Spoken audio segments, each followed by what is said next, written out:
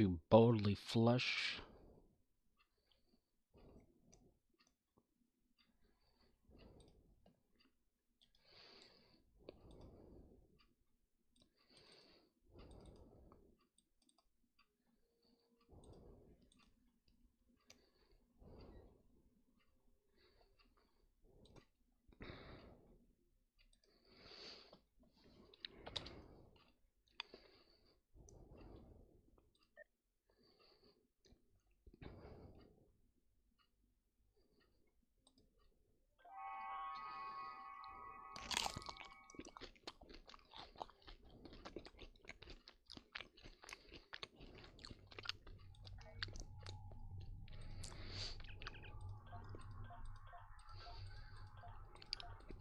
Hello, everybody.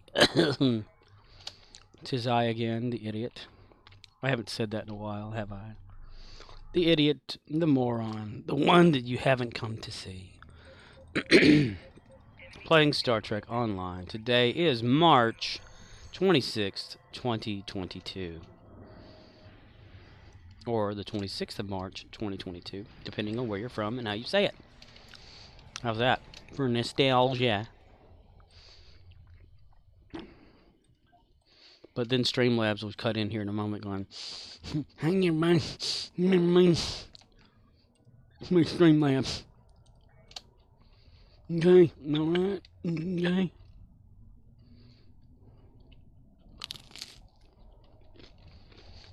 I'm eating Jack's pizza.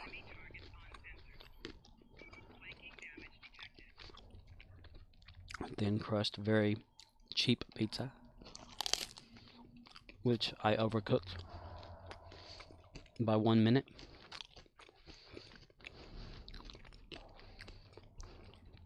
This little guy does not to be overcooked. He don't like it at all. Not at all.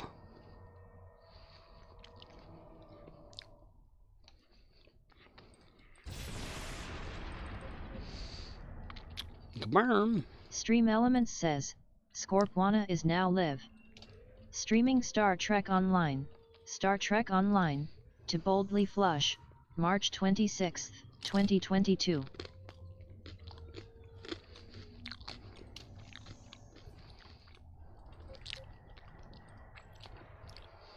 To go boldly.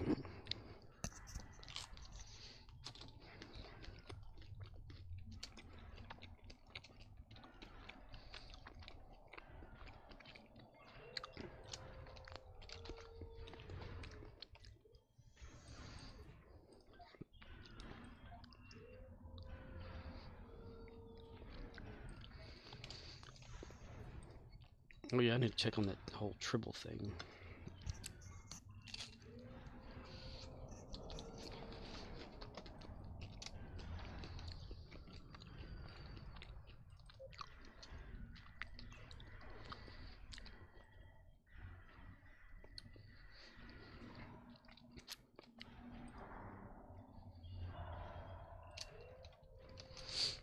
To boldly flush where no one has flushed before.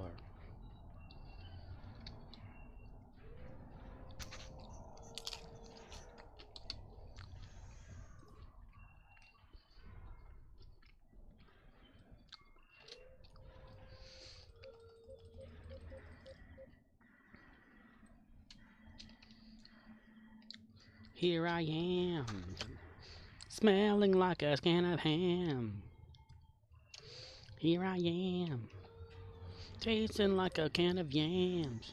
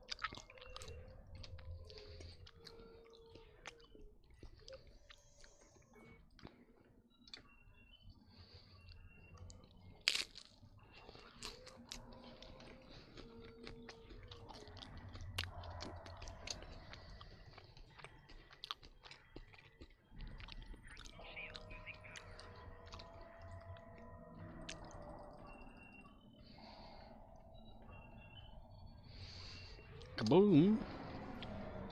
Kaboom.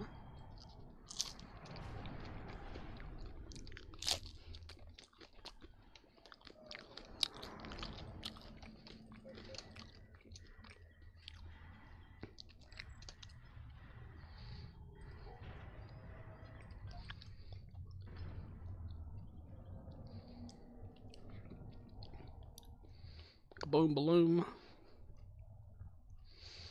Boom balloon. Boom balloon.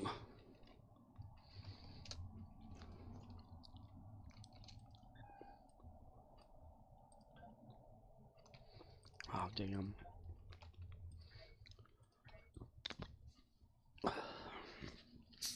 Well then.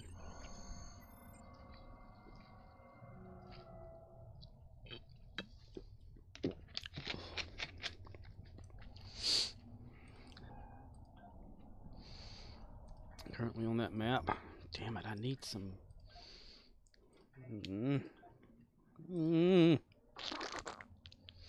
Crunch.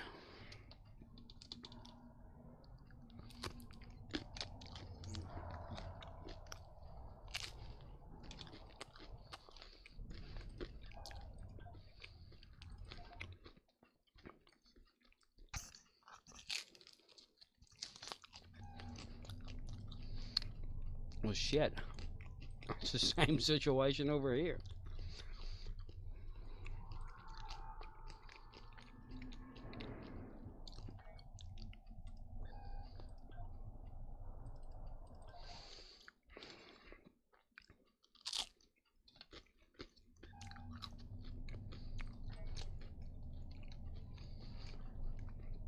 Alright, let's make it happen then.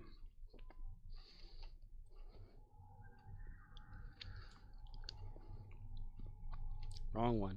Damn it. Got mud on your face, you big disgrace, you bitch.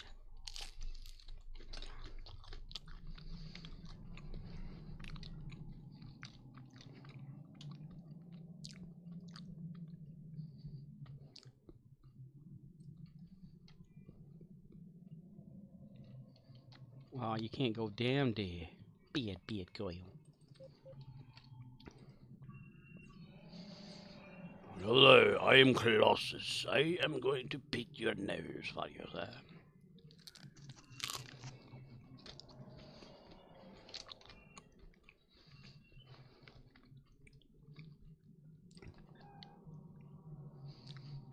Dun dun dun dun dun dun dun dun dun dun dun dun dun dun dun dun dun dun dun dun.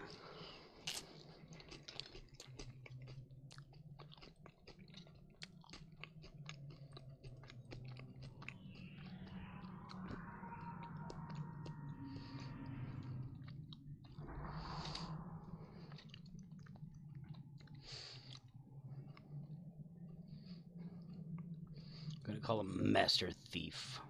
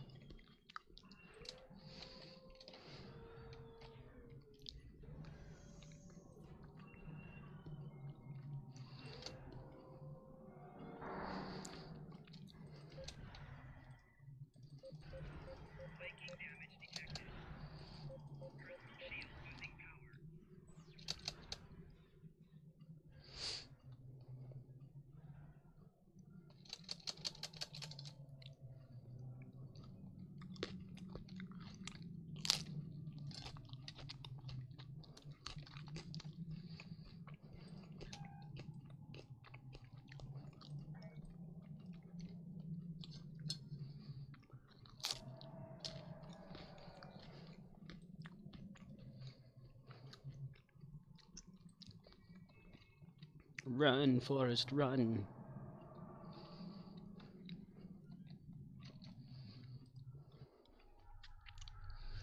Oh, we need to go. Gravy.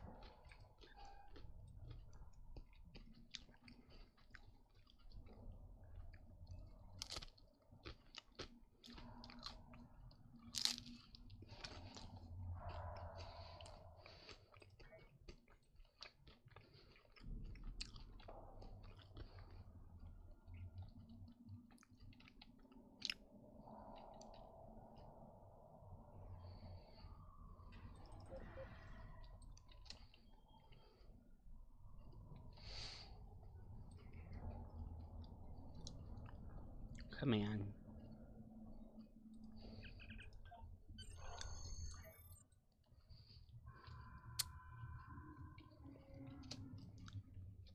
Here we go. Here we go in your bird.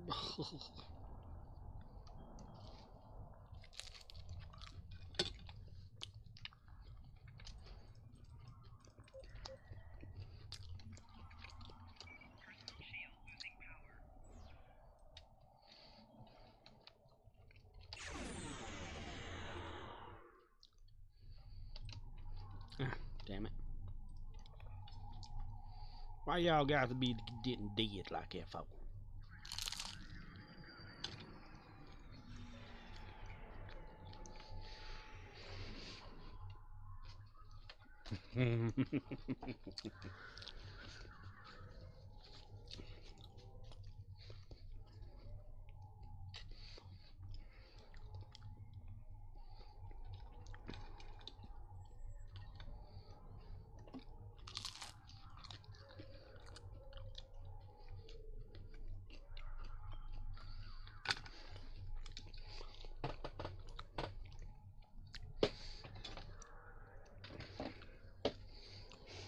Managed to get another shirt all messy.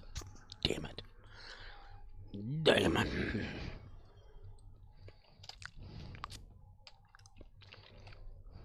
Damn it.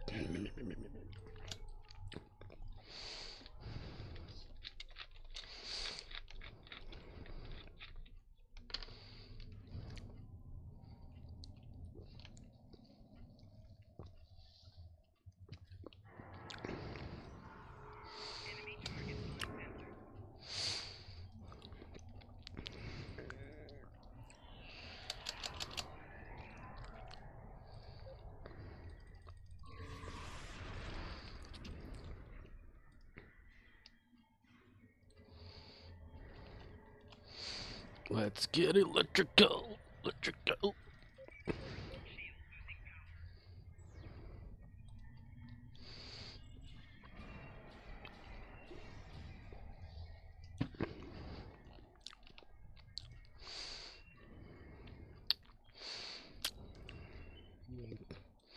Double destroy Undine ships. The kinetic damage of spells. Space may be divided around here, but it's made in Hollywood basement. Yeah.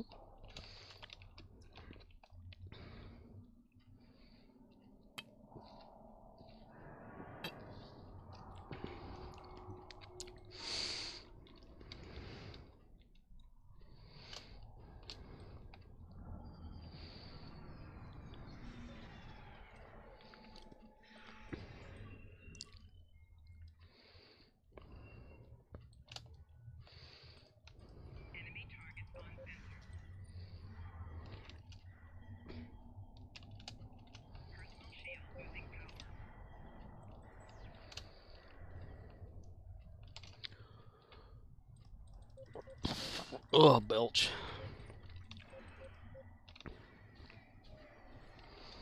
Oh, belch.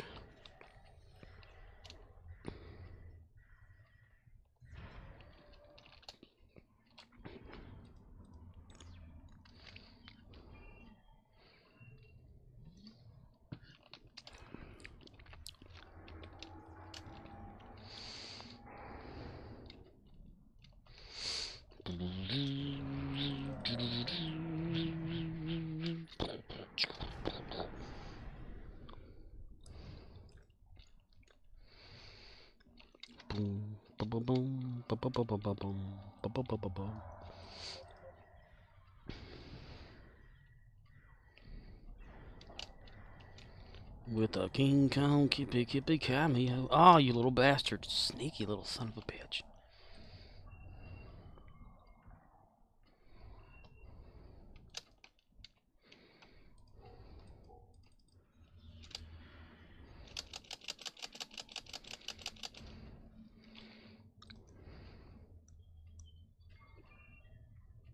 I need a weapon.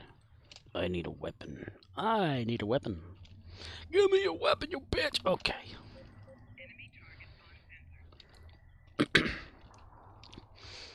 Captain Keys. Where's the Covenant?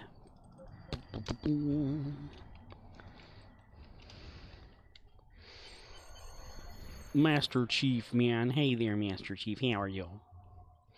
How are you doing today, Master Chief? Are you feeling okay? I need a weapon. I know, I know. The Covenant are coming. Oh, yeah, we know about all that. Yeah, we know about all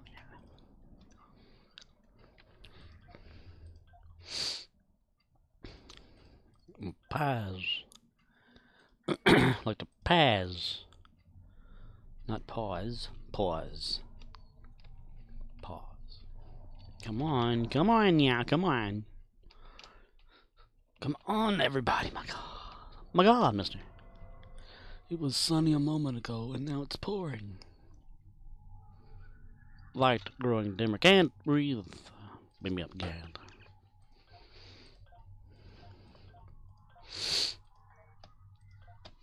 Reputation. Yeah. Come on, Barbie, let's go party. Ooh, ooh, ooh, ooh. Come on, Barbie, let's go party. Yeah.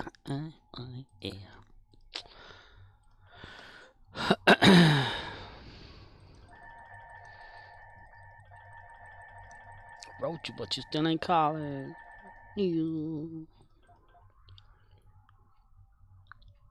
Trade and diplomatic. And recruitment, of course. Of course. Of course. What do we do there? Okay.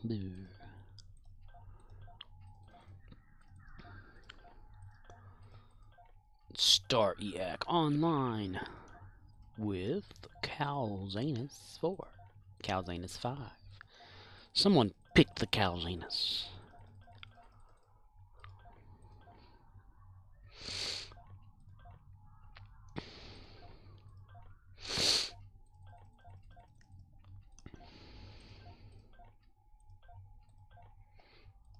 I need a weapon. A plunger. Master Thief. Okay. Now aim to Michael. Hopefully he will not have the same one.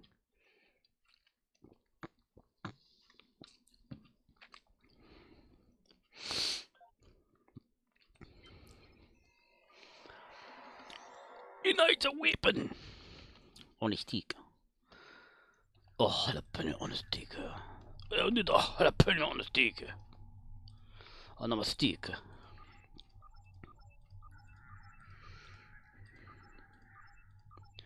Yay. We can do it. I believe in us. I believe in it. Dean. Sam. Dean. Hello there. Hello there. Hello. Wait. Alright, y'all figure out who's gonna shoot who. I need Carl, you need to stand right there. And Flint, you can stand over there. Or not. This always happens every time. Every time. When your world is kinda weird. And you wish you weren't there. Just close your legs and say, "Hey, y'all doing?"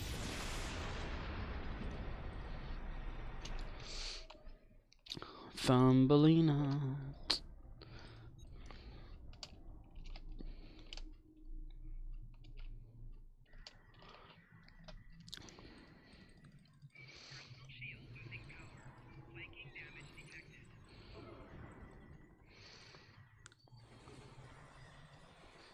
Let's all attack me at once. Thank you. Ooh, ooh, ooh, ooh, ooh, ooh, ooh, ooh. Ba-ba-da-da-da.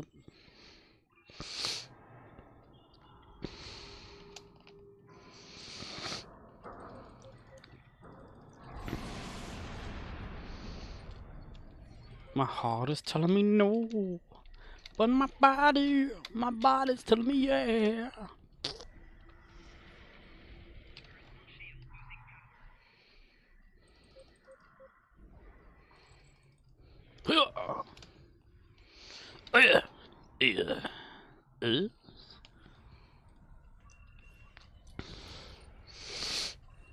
Zum Oi.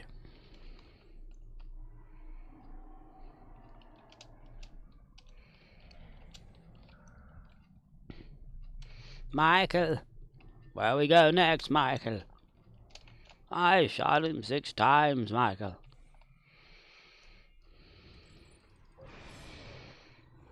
I need to work on the look of Dr. Loomis. Give him more of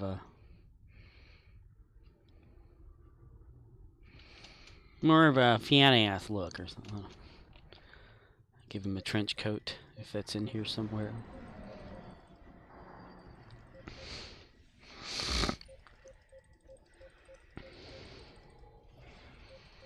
Oh, Tannenbaum, oh, Tannenbaum, wie treu sind deine Blätter, sir?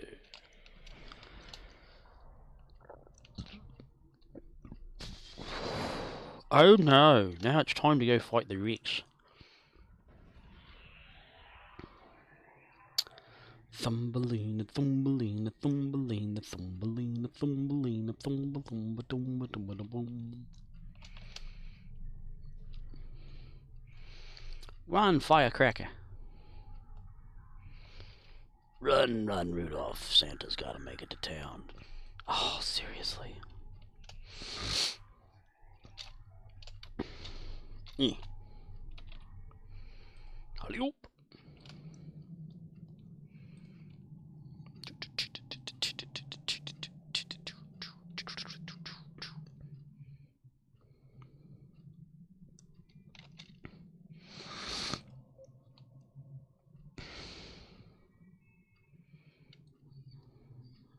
Feels like he's going slower.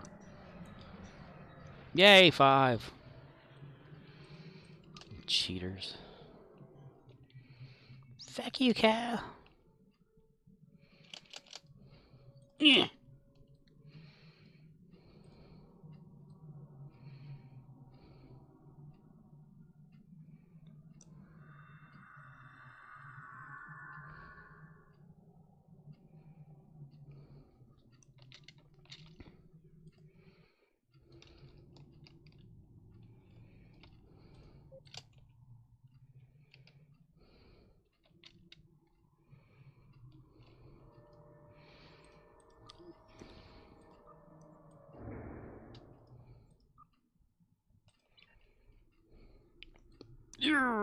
Run.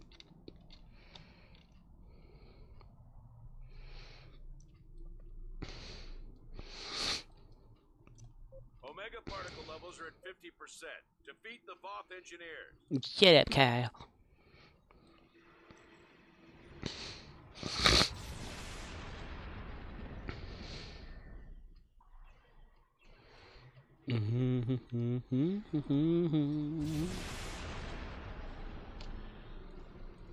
All 3 silos are under...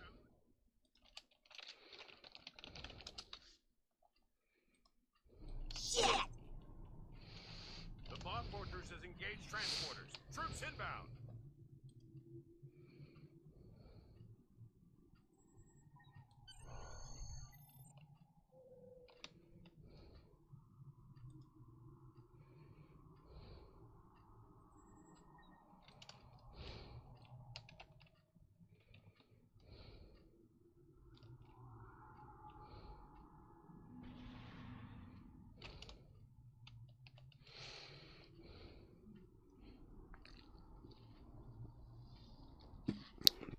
Well then. See if we can jump over to another instance where something's going on. Not going on, going an. You got anything in there, boy?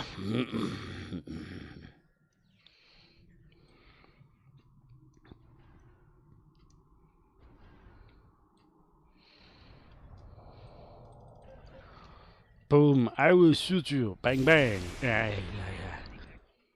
Bang, bang. Kaboom, boom. Uh-oh. I made a chat log script for this chat bot that I'm using. That way it logs the chat into a file. A little bit more difficult with Python than regular programming languages, but doable. Doable.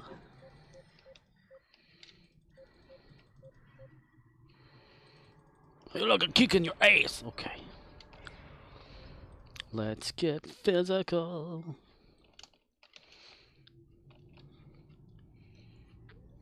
Was something else to start? I'm sure there's easier ways to do it the way that I did that, but I made it so whenever the bot script stuff gets activated, that first it checks to see if the logs folder, which is a subfolder of where the chat script is, or chat log, whatever it is, and if that directory does not exist, /folder, it creates the folder, and then whenever it's actually like turned on into a chat room or whatever, the first time someone speaks and it doesn't have the text log file that I created, I think I called it text instead of log, I'm not sure. I may have called it text, but I mean to call it log. A .log file, log. But whenever someone says that, then it checks to see first if the file is there. It's mostly like today's date.log. If that does not exist, then it creates the file. Else, if it exists, all it does is just update the file by opening it up and writing in what someone says, the username, time, and all that, then closing the file. It's just very basic, simple logging from a chat. I'm surprised it's not incorporated into the Streamlabs chatbot as like a thing that just it does. Could probably like mess around with it later, give it some sort of options or some shit, but yeah.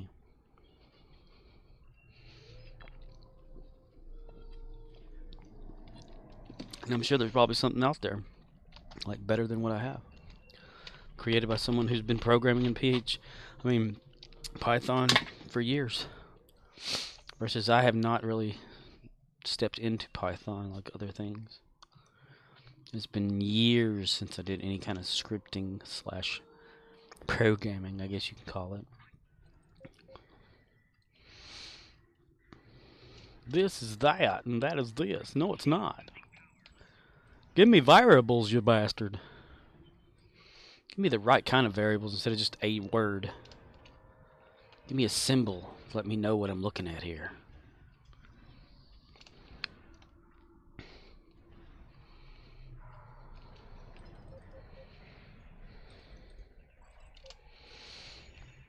Variables in other programming languages are so much easier, in my opinion, than Python.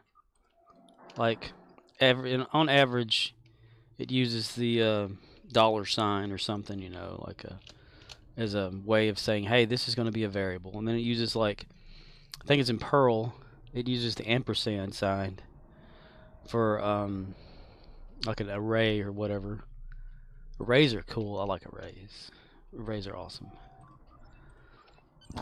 An array like holds a list of options or texts or whatever you want in there, divided in like parts, and you can call for an array or from a variable or whatever from the array. Not a variable. You can call for one of the options by using, like, it's mostly every programming language. It's probably still like, from what I looked at, Python for chat, and in Chatbot, there's different ways to say get the text that people say or whatever happens in the chat across. You can either use it, you can call from an array of each word that is said and divide it out and calculate how long the sentence is, or you can just use like some built-in stuff to automatically do that for you. I chose to do the automatic because I'm about to script some shit like take forever and a day, you know. I can script it fine in like other languages like PHP, Perl, probably C++, I don't know, but because I haven't really dove into that as much as I have the others in the past, but they're all essentially the same stuff. You just got to know what you want to do with it. A project is the best way to play with it. I remember whenever I was, I guess, maintaining the Sci-Fi X website for a buddy, I wanted to create my own type of like database structure for shows and sci-fi type stuff or whatever like that. And my whole idea was like I'd have a database that would have a link to an image as one entry. I used a SQL database, which is a lot faster than just a regular text file or array holding and all that kind of crap. But in there I would have like one row for like an image of the box art or whatever poster for the show / movie. Have the movie name, brief description, you know, a rating scale and all that kind of stuff with it too. And on the main page, it would randomly select like one of those things to display on the side, like whenever you first went to the .com part of the website. And I'd even like at one time put like a little session timer in to where it would stay on one like once a day or something, and then like change every so many hours to a different one. So much fun to figure out. Building the database, the entry point for it, that was pretty sweet. I miss those days. And I was learning. I've never went to college, never went to like a programming type technical school or anything for that, but just learning on my own. And the people that kind of helped me get there, learning how to do stuff like that. And I owe it all to MIRC. Back whenever that was used during Farscape. Again with another sale? Sale expired on that one, okay.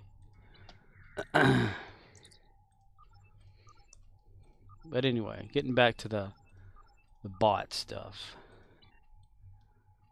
Evidently there's a way. Dude, that's distracting me when it's blinking like that.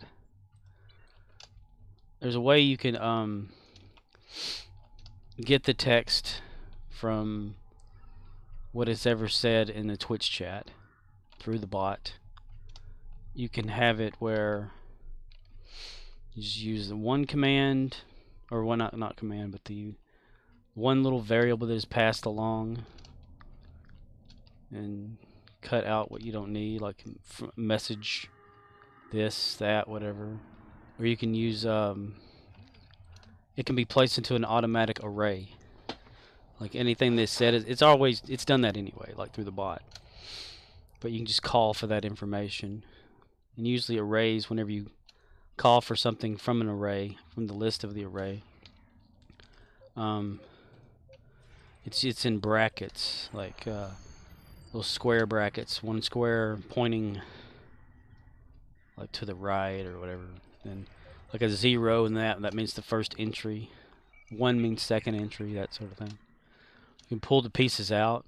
One entry may be like You know, 0 could be the username, or it could be the little symbols next to the person. So I simplified it and made it my own thing, where all information comes through and I just split it how I want it. You can make a while loop and get all the arrays and place it together and then form a sentence with it, but I didn't want to do that shit. While this equals that or less or greater or whatever bullshit. While loops can go crazy though. They can infinitely like tie up something if you do it wrong.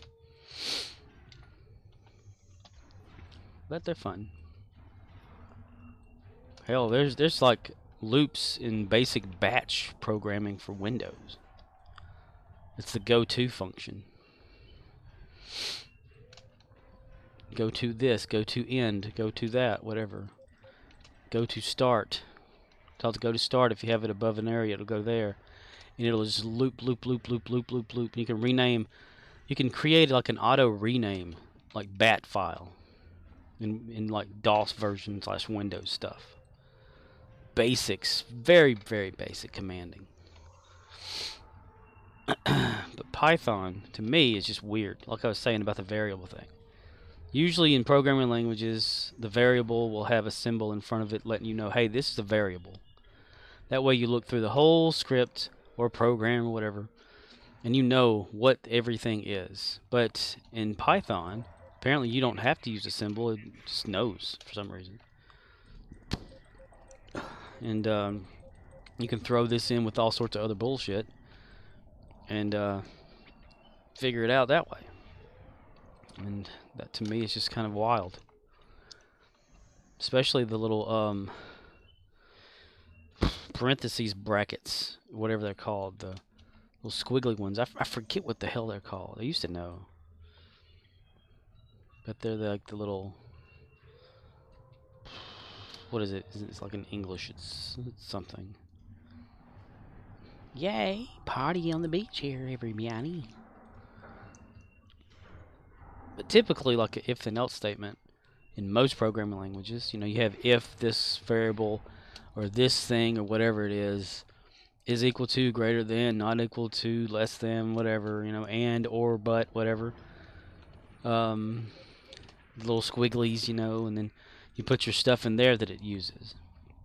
But in Python, it gets massively confused if you don't tab out to a certain location inside of your script, which is so weird. So you got to have everything like lined up perfectly and whatever just to make it look right. That's what I'm learning from it now.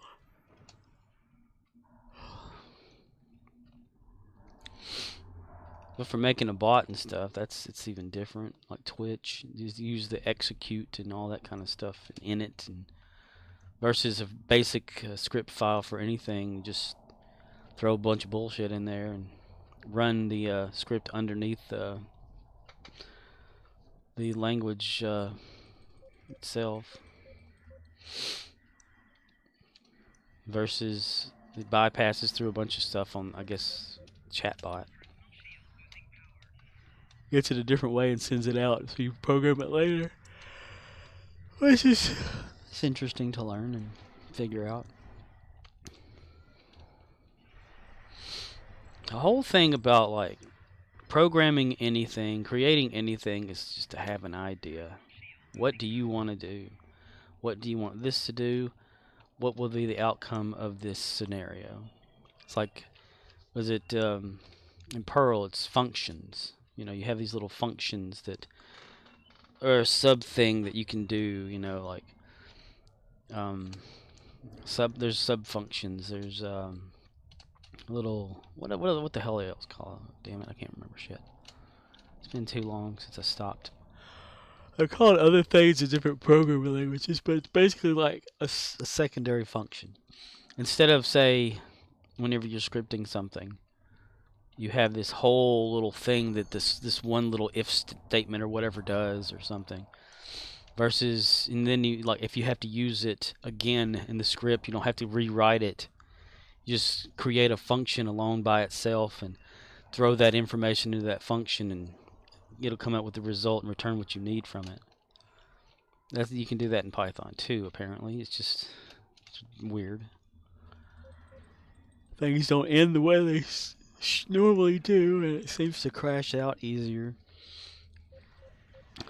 Especially on Chatbot. I was testing it this past morning about creating the text file or the logging file where I would have it repeat back to me in the chat just to show that it did go through. It's like a confirmation thing. And no matter what, it would not do certain things. And I'm thinking all I want to do is just have the information from this and display it so I know that it's working. Well, I had to use some other little commands within Python to change it over to what I could use myself, and that was so stupid. You run over here and tag on me at, you give me a hug. Alright, come on, here we go,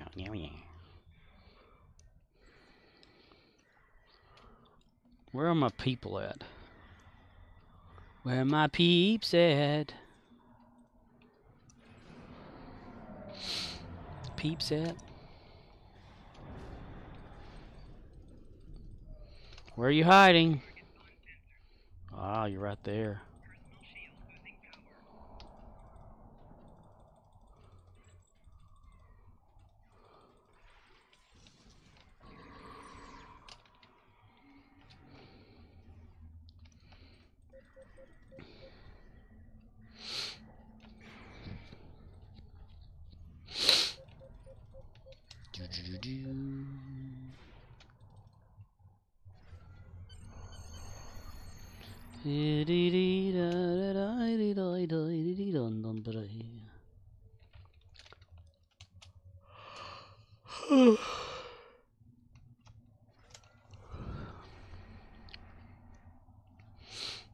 Where the hell's the other one at? Let's see, getting closer. I'm within bounds of my person. Oh, okay. She back here. Her legs is caught. We're gonna hug each other. Oh, they're good. They're good stuff right there. They're good. Yeah, I like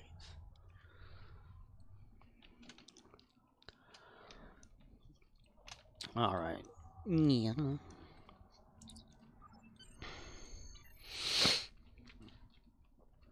That took longer than I wanted it to.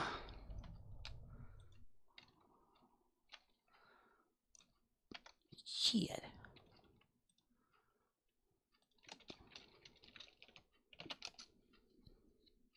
Everyone knows it's butter. I love that. I'm stupid. But funny, funny's period. I need to watch Upload Season 2. I forgot all about that. It's not really a season to me. It's only 30-minute episodes and only 8 of those episodes. So it's like having 4 episodes a season of something. That's not enough time for shit at all. I miss when TV seasons used to be 20 some odd episodes. It would be an average of 22 episodes. Star Trek used to be 26 a season. Buck Rogers was long seasons back in the day, I'm guessing too. I mean, I watched the reruns of it, but never watched it when it came out. It seemed like they were pretty long seasons.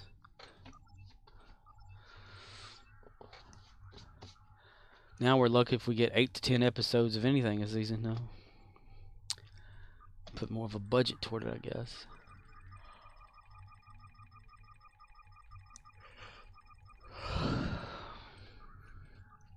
In a day or 3, we're sneezing away. Oh, I don't know why I'm to do that any other way. Pickles and cheese and onion rings. Do do do do. Oh, I do do.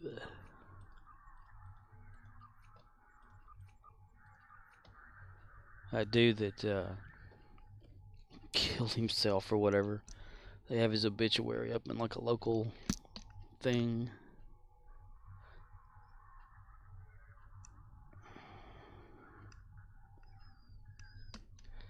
There's so many different stories about it too.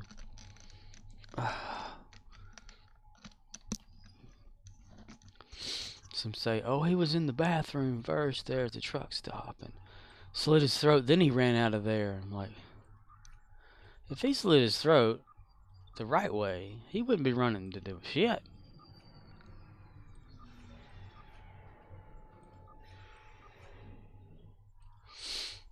It makes more sense that he cut off little wee-wee down there first and whatever.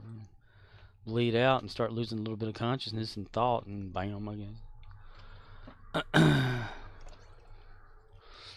At Wee Wee's Playhouse. Get a crazy jiggle, oh, coming from the puppet band. We're going to start doing some of these for the Dyson. Trade in mics. I'm going to trade in some mics, pilgrims.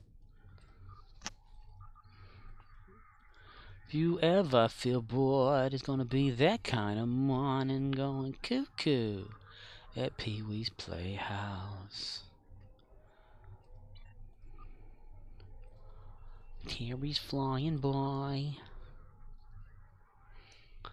Oh yeah, we're not gonna use that. We're just gonna save it for if we never need it. Until our 500s get used. You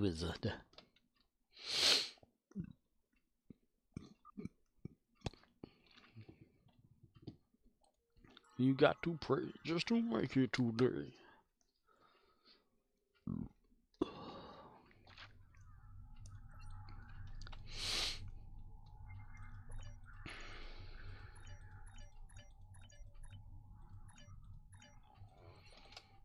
Ooh, there's some good stuff there. Look at that. 1, 2, 3, 4, 5. Yes, we're gonna go through there. Oh boy. Ooh. You've got me feeling so young. Oh yeah. Fourth Strike Commander.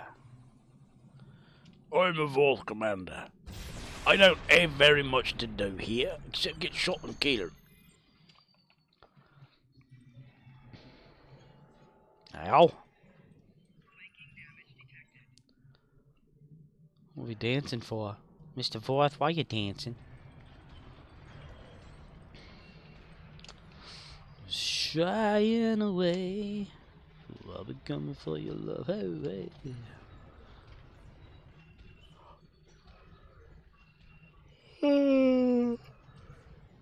Oh, Neil. Oh, far. Oh, wherever you are.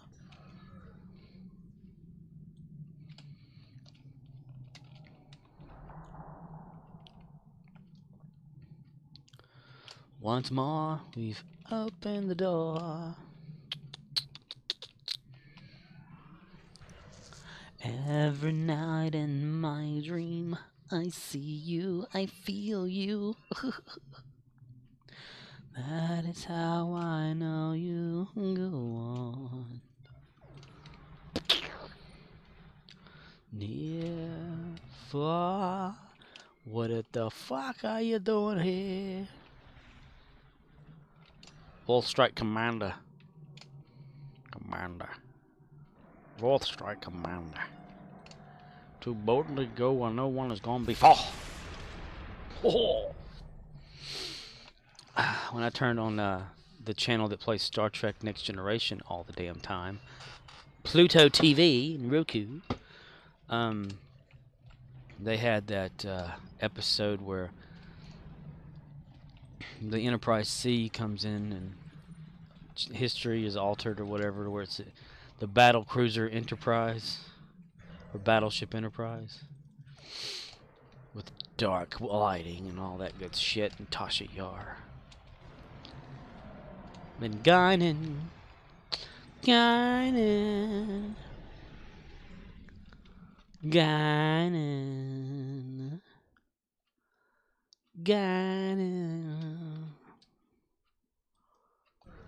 Well, since nobody's on, I'll talk out loud for anybody who's going to be watching on YouTube. Since it's been like days after Picard has aired. I'm going to throw spoilage at everybody. So if you don't want to know anything about the previous episode, which I don't know what the fucking number of it was. This past week, somebody's already fucking killing the Voth. Look at that. Look at that bullshit.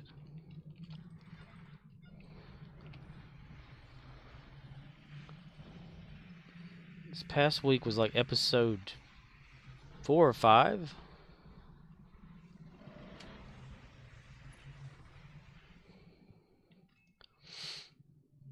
Run, run, run through the sunshine.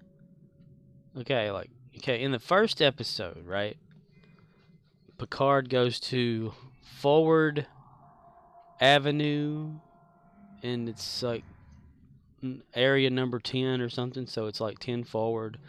He goes and he sees Guinan has like a place she's running there or something, whatever, you know. Let's see, we got outskirts. Nope, city. And he's like talking to her about stuff and whatever, catching up bullshit and that sort of thing. Silos are under Allied control. I only helped kill one and got 2,000. Usually he helped kill like 3, you get like 1. The Voth Fortress has engaged transporters. Troops inbound. But you know, then they go like meet up with the Borg that keeps calling the Federation, wanting to talk to Picard or something. He gets on this ship that he was first part of, like what is it, the Stargazer or something, or it's named that. Goes there, meets up with the Borg Queen that's demanded to talk to him through some sort of rift that they've created in space. Borg Queen beams herself onto the ship, starts to drain power from it because she said she needs power, and she's got these tentacles going everywhere.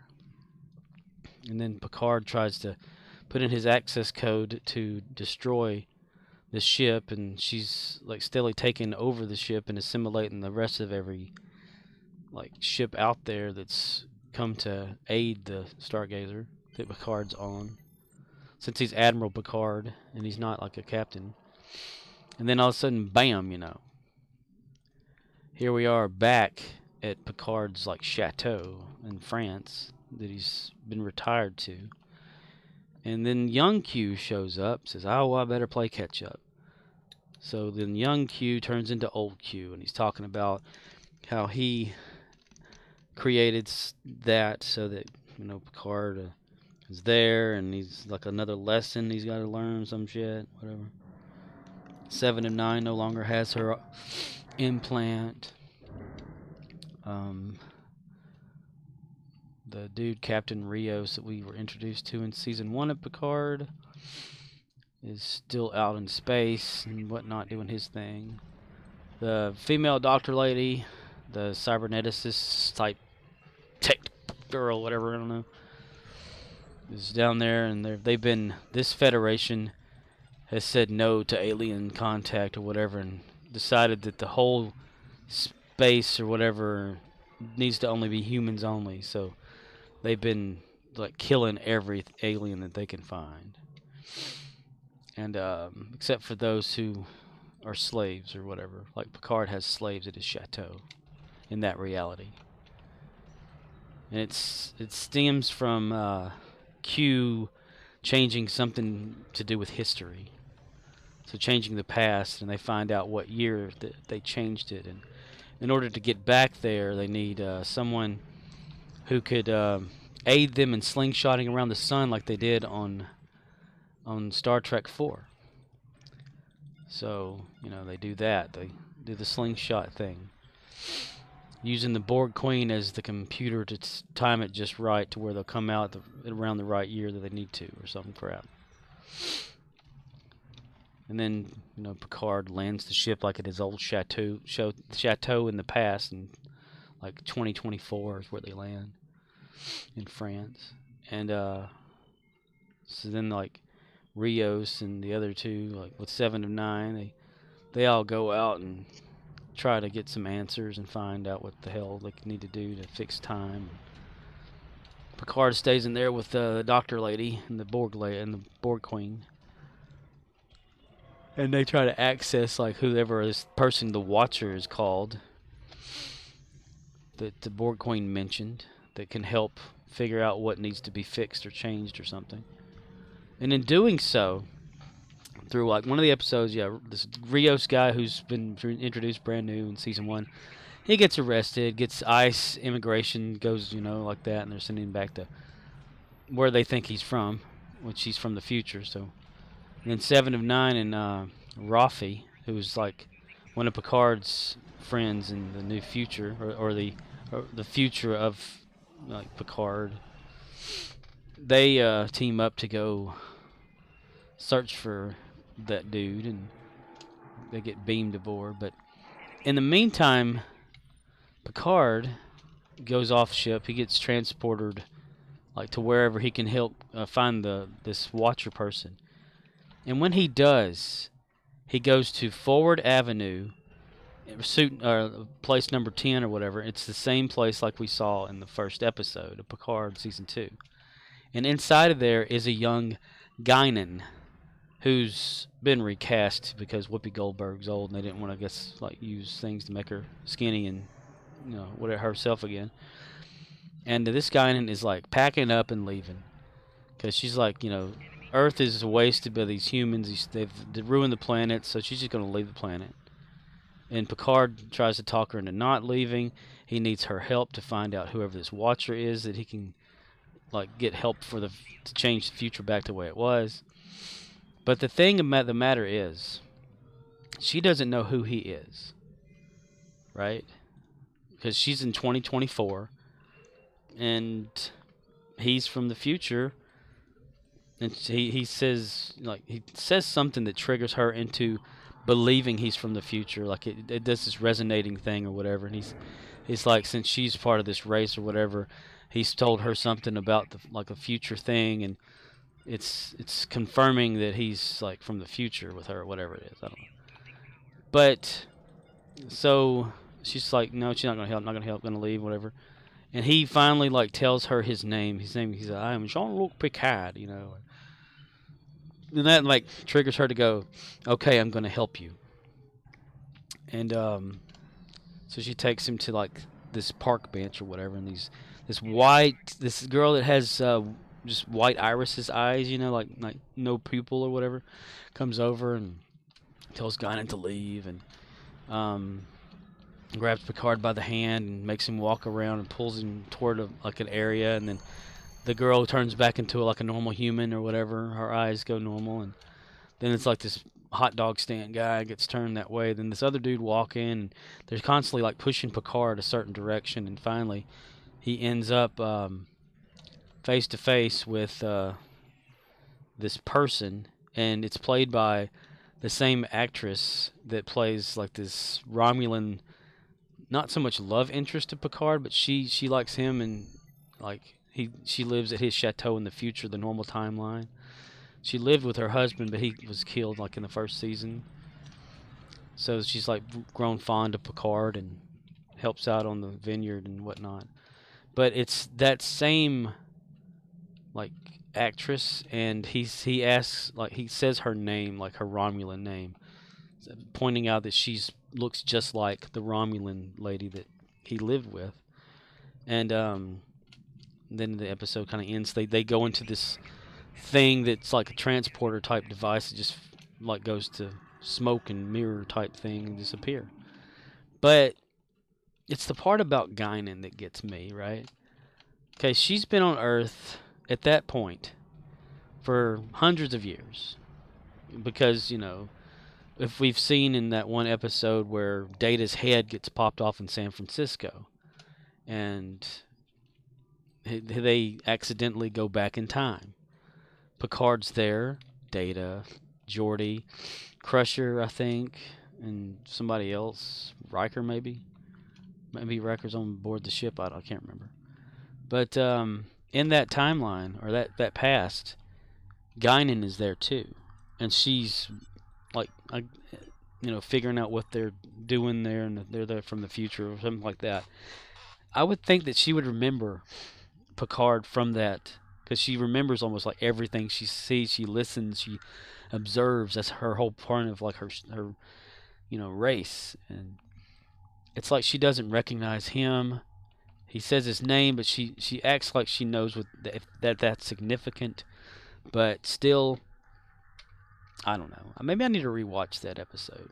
It may play on this thing. But then, so I got to looking up, like, if anybody else noticed that she should have known who he was just by seeing him. Because she's supposed to remember, like, easily things that are from the past and changes and whatnot.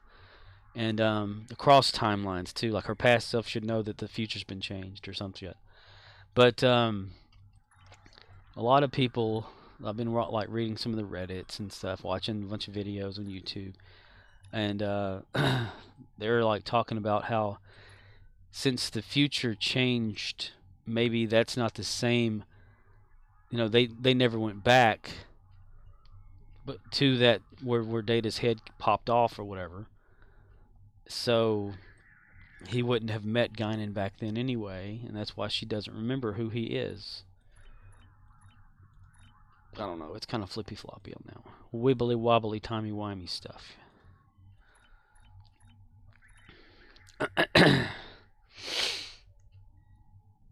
mean, kudos to them for like recasting, I guess, for Guinan, but you didn't see him recast for like Data or whatever, on this first season when Data was physically shown as Data from TNG. His face looked a little bit weird and fatter, but that's why we have fans of the show using deepfake to fix it.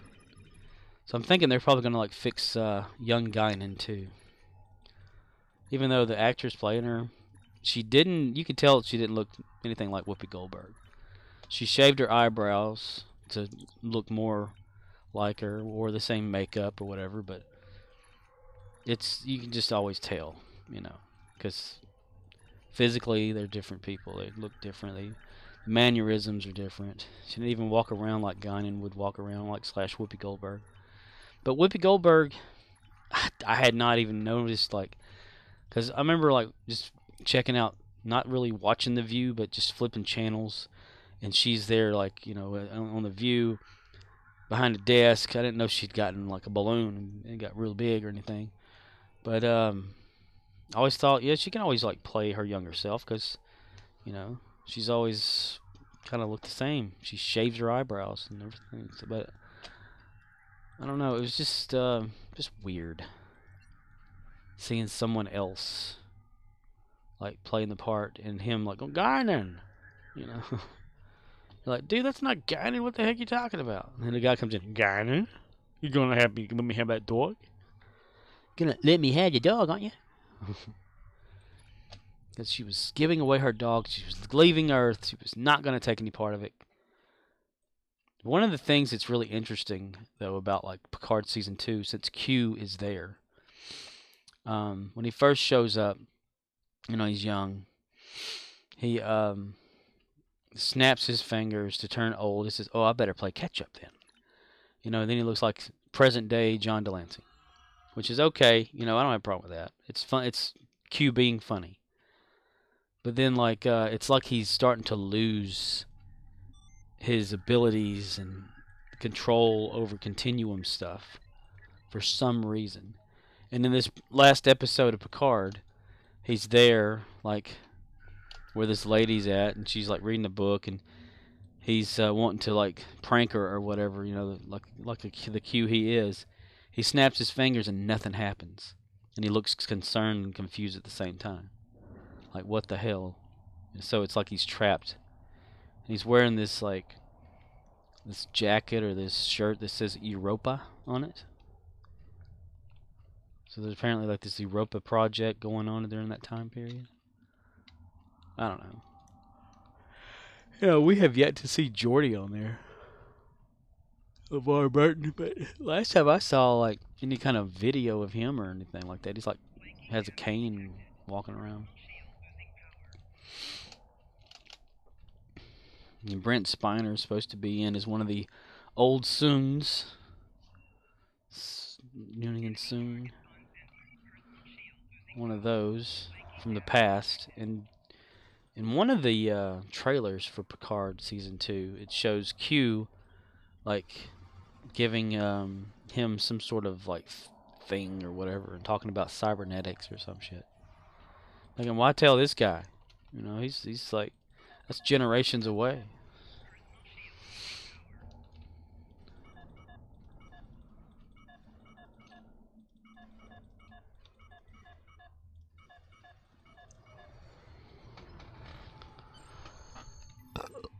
But I don't know. I'm not a nitpicker when it comes to all that kind of stuff, but I watched that Trek Culture YouTube channel, and dude's always got some valid points on there and things that you miss and notice or whatever. And it's one of, he does like this thumbs up, thumbs down thing, and it's just weird. But Picard Season 2 is not bad.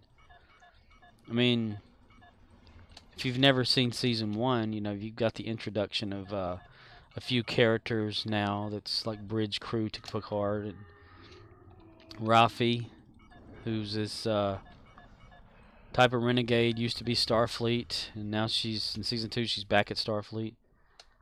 She lives out by herself, away from everything, and calls him by like a pet name or whatever.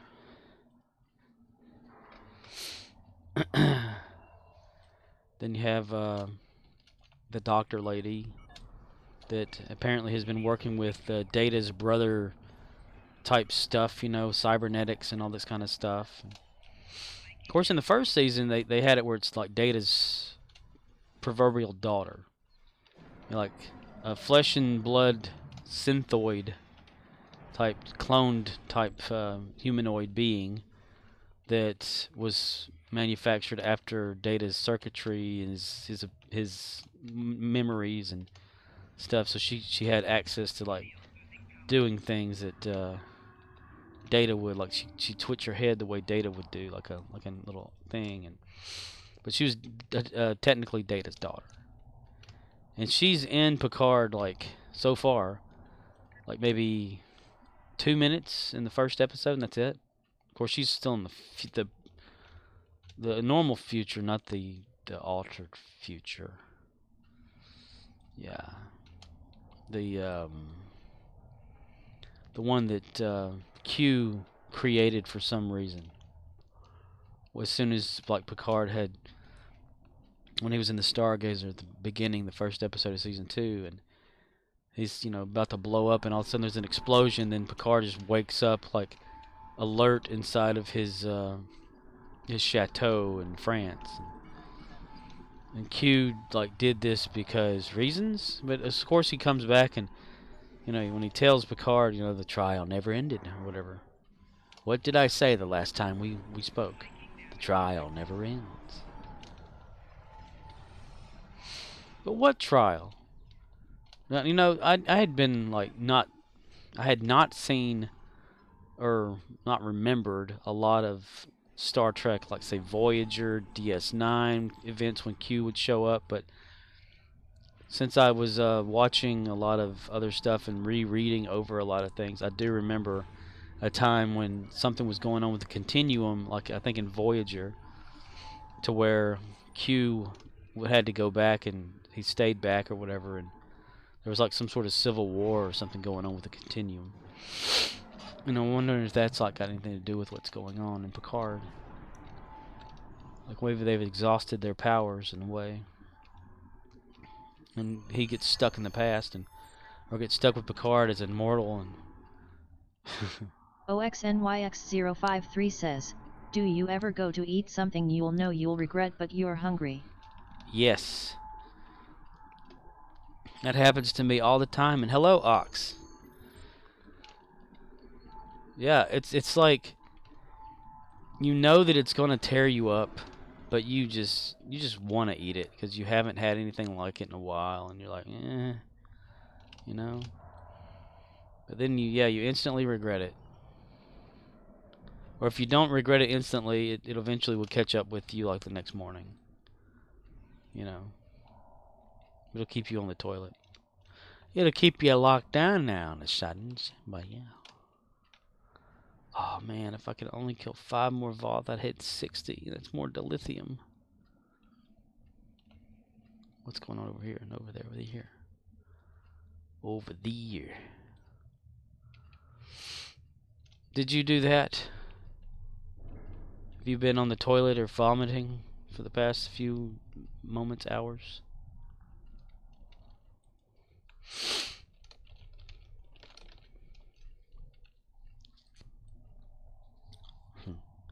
Courage can be an emotion.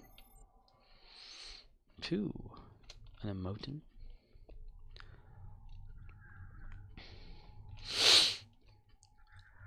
I've been rambling mostly, if you've not been seeing or anything like that.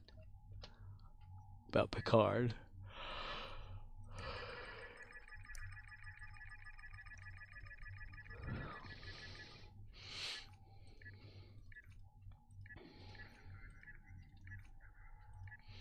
And it's very like, okay, since, you know, you're never probably going to see Picard, and nobody else is out there watching, and I'm just talking. If anybody's going to watch on YouTube and just listen to me talk for some reason, if they're that weird, I don't know.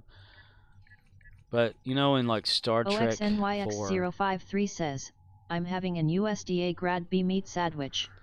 USDA grade B meat sandwich. What is a grade B? What is that? I didn't know they had grades on. You mean it ain't got fat in it? It's only got 75% lean meat, thank you.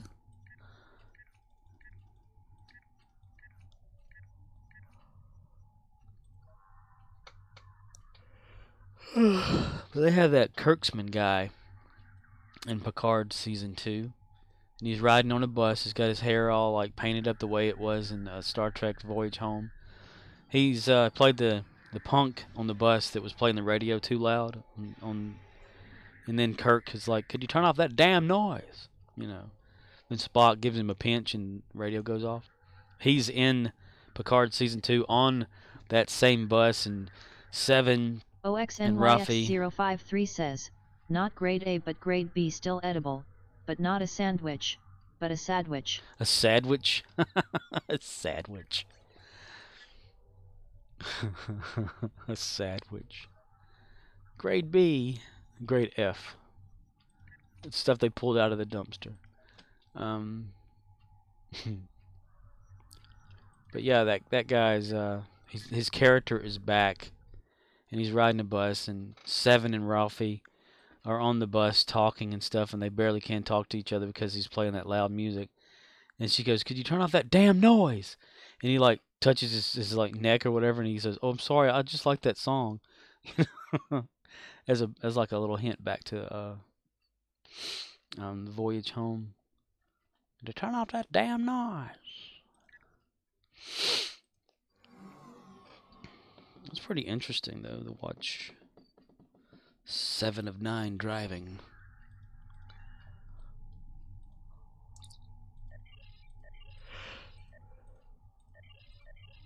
I kind of winced whenever there was a scene where Sir Patrick Stewart as Picard was at the park on that bench, and that little girl that's supposed to be possessed by the Watcher or whatever.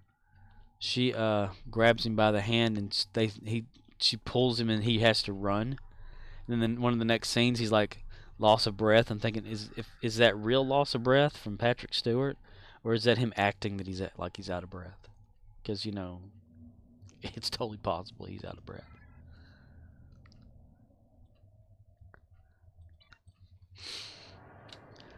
You are the Watcher. Apparently the Watcher in Star Trek now is this like guardian angel type person, being or something, that looks after key people's destinies that are entwined to be special or something. And And one of Picard's relatives in the past, like his ancestors, is one of those important people. From the trailer, at least, is what it's showing. Picard. There was something too said in the previous episode of Picard, the one that just came on this past Thursday. You know, like he was in his chateau in the past, or his family chateau that has the vineyard, and he was telling the story of it to that cybernetics tech lady that went back with him. I never can remember what her fucking name is. And he was talking about how Germans took over the house in like the Nazi times and used it as headquarters for whatever, and the Picards had to move to England or whatever to wait out the war or something, and the house was just renamed in their name until hundreds of years later, which would be like pre-Picard or pre-Star Trek Next Generation, where the Picards came back and reclaimed their land and their house or whatever, and that's when he was born and, you know, and raised up in that house. But it's like Picard is still French, but that's why he has more of an English accent, apparently, is because the Picards lived in London for a while, and it just trickled down. That is just too damn fast. The fuck. I was right there and didn't get a chance to do shit.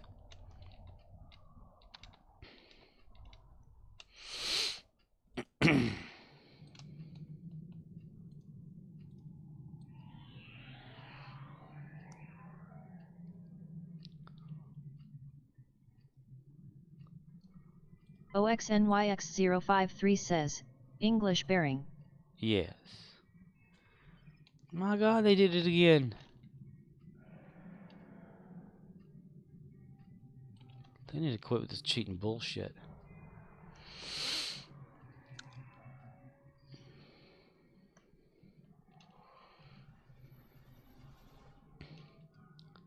I always thought it was weird that they had Picard as a Frenchman or something. Like, it didn't sound like he has a French accent. But I guess that'd be why then. Why? Alright, damn it. Son of a fuck.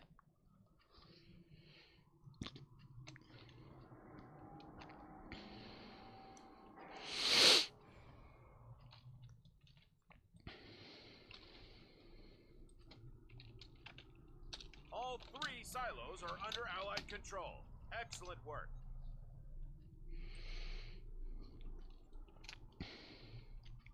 The Bob Fortress has engaged transporters. Troops inbound.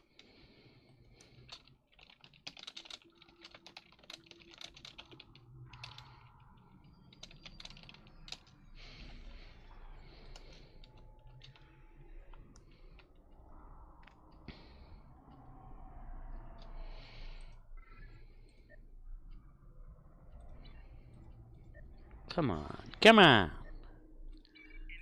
Come on, come. Come on, come.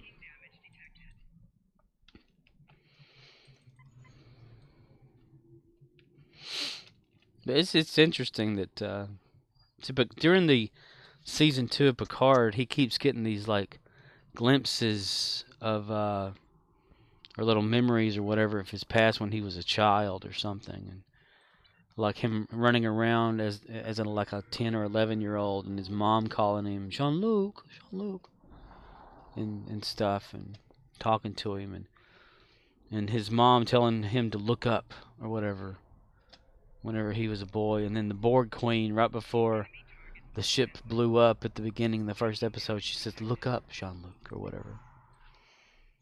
And so it's almost like, did they like put that in his head when he was Locutus? Locutus of Borg.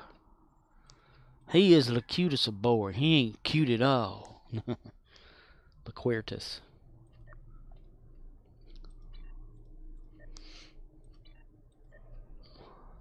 La lamb, lame, Timmy.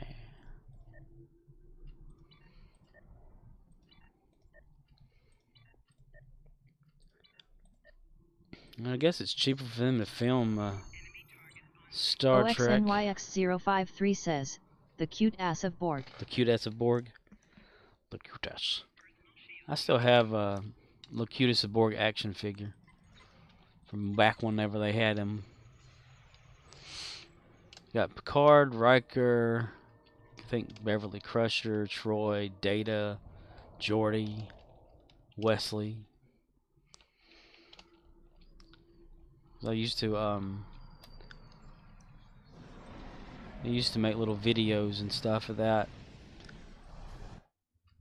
So I didn't have enough money to ever buy like the actual because you know you do whenever you're like a kid or whatever. Since I was probably like in my early teens whenever Star Trek Next Generation was on. Maybe 10, 11, 12ish or whatever it was. And it's like, you know, I had the action figures. Got like 2 for Christmas one year, and then did chores or something like that around yards or whatever for people, and got money to buy some more action figures and stuff, but I couldn't ever get enough money, you know, built up for the actual playset bridge, because you know it was a lot back then, and still is, I guess. But so I got creative one day, and I made the bridge out of cardboard. The first version of it that I built in a day was just kind of rudimentary junk or whatever, and I didn't like the way it turned out, so I decided to build a new one, and I built it to scale based on like the action figures. You know, I see how tall they were versus in the show how big, because I'd rewatch the show, because I recorded it on VHS. Didn't have any episodes, but I recorded them from TV, you know, back in the day. And I would rewatch and get like a good rough guesstimation as to how things would look and whatever. So I made like a little cardboard playset, painted it up, gave them seats and chairs and places, and Worf's station, because I had a version of Worf, and used the technical manual that a friend of mine had, because it had like pictures of the terminals in the back area of the ship and on the bridge, and I took him to I took the book to like a library, and had him make copies of it, like those pages, and then I cut them out and like paste them like using just Elmer's glue on the cardboard, and that way I'd have it, and I then color them according to like what they would look like, and that way in the background you would see the actual things themselves. Made a little wooden toilet, put it on the bridge. Then I would record little episodes, little short, like maybe 2-minute episodes or something. Stop motion sometimes as well, like whenever they would walk. I'd say, "This is Captain Jean-Luc Picard of the Starship Enterprise. We have been investigating a gravel pit here in space. I'm sending an away team down," you know, that kind of stuff. And then I'd have like the sound effect of the beaming or whatever. I'd play it on TV, you know, as soon as I press record on the camera, and then I'd pause it right in the middle of it, and then I'd like the area which was down, you know, I'd have the sound in this little shot where they're going to beam in. Then I'd pause it, put the character down there, replay the beaming sound or whatever, and then press record like that, and they just go, you know, like they come into focus. No special effects though, but you know, had Data walking around and scanning a huge rock that he found or something like that, and beam back up to the ship and say, "Sir, it appears to be an actual gravel pit in space," you know. Interesting, you know. And then it turned into like a dance fever thing happened or whatever. One of my little mini episodes where Picard made Data do the robot. Do the robot. Yeah, hey now, you know, kind of thing. Geordi, over here, you know, come here, Geordi. and he like jump down, and then I have Q show up or whatever and do things weird with Worf and piss Worf off or whatever. Put a helmet on, or put a toilet on his head. Just little things. And then I started doing more of like a stop motion-y thing, playing with music. I did one for, since I like watching Saturday Night Live, you know, back then. And they had the three guys, the Roxbury guys or whatever, with Will Ferrell and Chris Kattan. So I thought, okay, well, I'm going to do that for Star Trek. So I had Riker, Data, and Picard going around being like these three wise guys around the ship. And they would always pick on everybody, throwing them here and there, slapping them in the face or whatever. And then they would pick up Troy, and they'd do that little shuffle thing to make her fall down, and like the, you know, all around them shuffle, like they did in the SNL skit. And to the music too, you know. And I used a little intro thing for it, and sort of pasted it together, real rudimentary. Because back then I had, was it Video Highway Extreme 98 capture card in my Windows 98 computer. Whenever I made like these recordings, it was more like it was earlier than that I actually recorded all of that though. I had it on VHS. But then I recorded it onto my computer to save it as a file, and it sat on there for a while. Because, you know, you could always, like, overdub audio to a VHS tape differently. It's a very easy thing to do, and I don't know how I even knew how to do that when I was a kid. Because I was about, like I said, about 12, 13 years old when I did make that. Which, since I'm 43 now, in 98 I would have been like 18. And I just want to put them on my computer at the time. But I had them on VHS, and all you would do is like hook up some component cables or something like that, and hook up the out from a radio and plug it into the in port of the VCR or something like that, and play the music and record at the same time. You record the video, and that audio track would go over the original audio you had. So it's several layers of doing it. Put it all in one video, and it turned out pretty cool, you know, for me back then, because I didn't have any kind of training in how to do shit. It impressed a friend of mine to where he thought, since he had like a girlfriend at the time, like a few years later, he saw that and he said, "Hey, could you take this MTV video and put this song with it so that I could trick my girlfriend into thinking that's what the video goes with?" And I was like, "Well, yeah, I could do that, you know, and just put the audio with the video, and that's about it." So I did, and he said that she fell for it. I think it was that Sadness song, the Sal de Moi or whatever song back then. Sadness Part 1 by Enigma.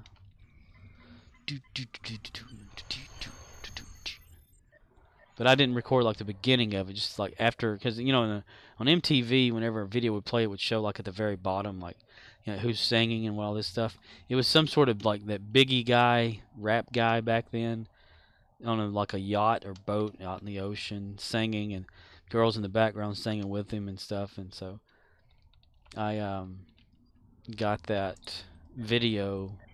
OXNYX053 says, that sounds very chick song-esque. Yeah, it was. But he said it fooled her. She thought that the Enigma song was that, and she said, "I didn't know those people sung that song." But it was interesting. You know, I had like 2 VCRs and stuff then, and because I was always dub taping stuff, recording it for myself and someone else.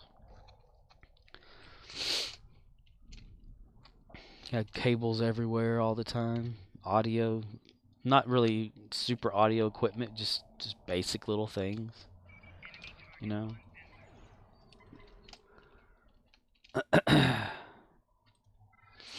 It was fun. Dun, dun, dun, dun. I could probably find the VHS on, if it's still a good tape, though. That VHS will degrade something fierce. It's already done that to camping videos we used to have. So when we used to go camping up at middle of Arkansas there, in the Ouachita Mountains, we would record our whole vacation. Like, we'd stay a whole week in just in one area, record. Every time we go out, record this, record that. Then when we get home from vacation, we'd play all the tapes, rewatch our vacation, laugh about things, harass all the campers that were up there with us. And I like the movie Weekend at Bernie's, so I created a dummy. Had a PVC pipe as like his skeletal structure, and nuts, bolts, and screws and stuff to hold it together, you know, and pillow case or an actual old pillow for like his stomach area and back, and duct taped that. And he was like 7 foot tall though. That was the only drawback, and had like a mask on him. Called him Bernie. We'd take him up there and like leave him at camp, and he'd be sitting in chairs, making people think somebody was there. And then we'd like set him next to the roads that were up there, and every time someone would go by on one of their ATVs / four-wheelers, not the kind of four-wheelers as you drive a truck. I know y'all call like regular vehicles four-wheelers or whatever. But they'd be driving around on their ATVs and stuff, and we had like a fishing line attached to his wrist, go over a tree limb, and then tied into like a stronger line that we could pull from our camp, which was like way away from the road. So anytime someone would come by, we'd pull on that to make him like he's waving, and they'd wave back at it. It was so hilarious. We all got all that on video too. We had fun with that dummy. When I first made it, I had just the head created with the mask on it, and I set it in the refrigerator so that when my sister opened up the refrigerator door, she got scared. It was funny to me though. Then whenever I got the whole thing like put together, I put him in a little rocking chair in the room, and when she opened the door, he was sitting there.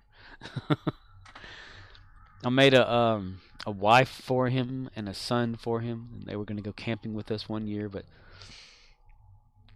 these people took him. But I didn't ever finish the kid, and then I didn't know what happened to like the kid version of all that until my stepdad, like maybe 8 so years ago. His buddy came up, and his buddy went out to the in the backyard, and we have like it's like a swampy backyard area where an old pond or whatever used to be that was real small, but it's got like limbs and shit all in it now.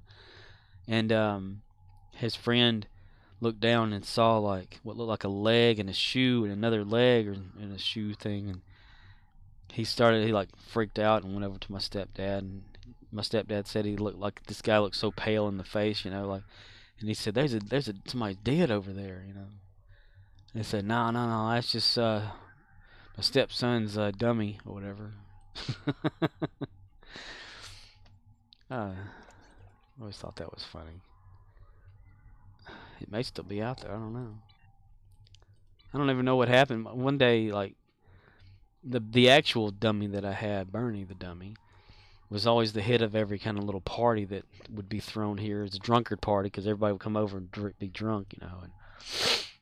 And my dad, back then, he gave it away to somebody, and they took it to like 60 miles away. It was like a city, and I've never seen it since. I don't even know what happened to that thing. But if you're out there, buddy, give me a call.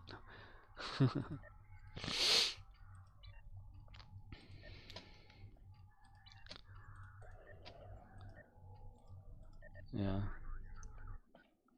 I'm close to like the nearest city that I'm around or area. There's 2 of them in between. I'm in between both of them, or both of them are about the same distance away from me, which is Texarkana and Shreveport, Louisiana. It's like an hour to get to both of them from where I am. What the hell?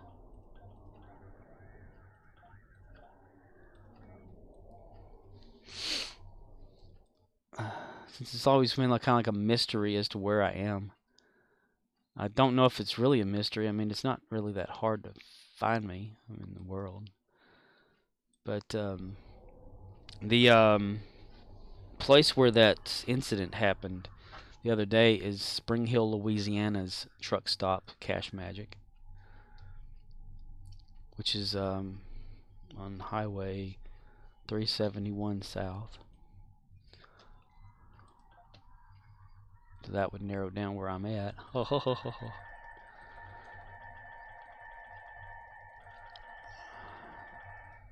I was talking to a customer today about that, and they quickly looked up the dude's obituary. I was like, dude, my gosh, how'd you get there so fast?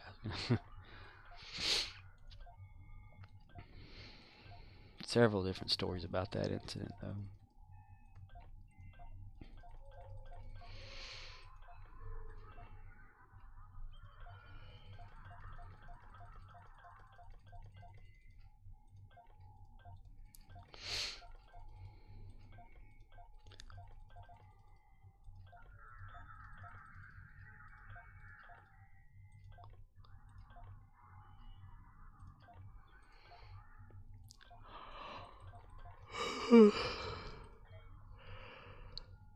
Murdoch was on here yesterday. He was talking about he's going to go to Houston to get his bass worked on, which is his, audio bass thing that he has. I don't know what it is. He was going to get an Audi or whatever and have someone else go with him to pay for some of the gas because they needed to go that way too or something.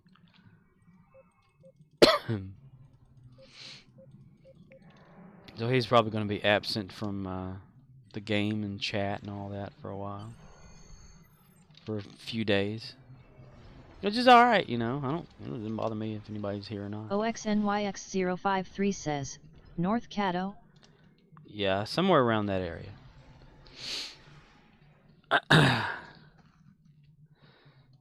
Well, where I am, yes, but not Murdoch's. He's going to be going to Houston, Texas, he said.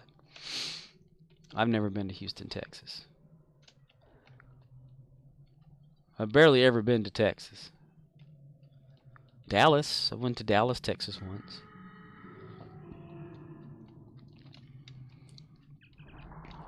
When my mom had her hunting and fishing business. Early on, my parents, we went to some sort of place over there to buy stuff for the store that she had, or that they had.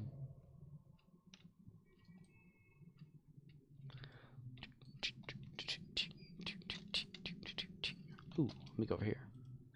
Me go over here, mister. Me go. Hello, Voth. Hello there, Mr. Voth. Like Mr. Bond. Voth Jr.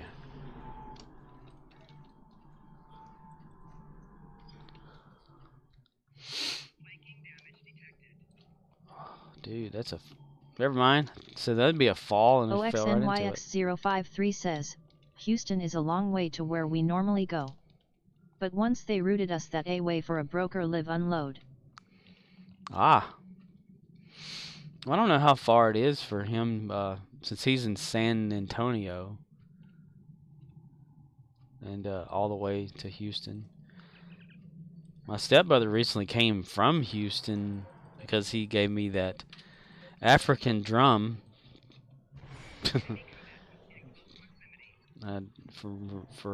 for me, because he said whenever he was down there and he saw this drum, he thought that'd be the perfect gift for me. Random gift, just here you go.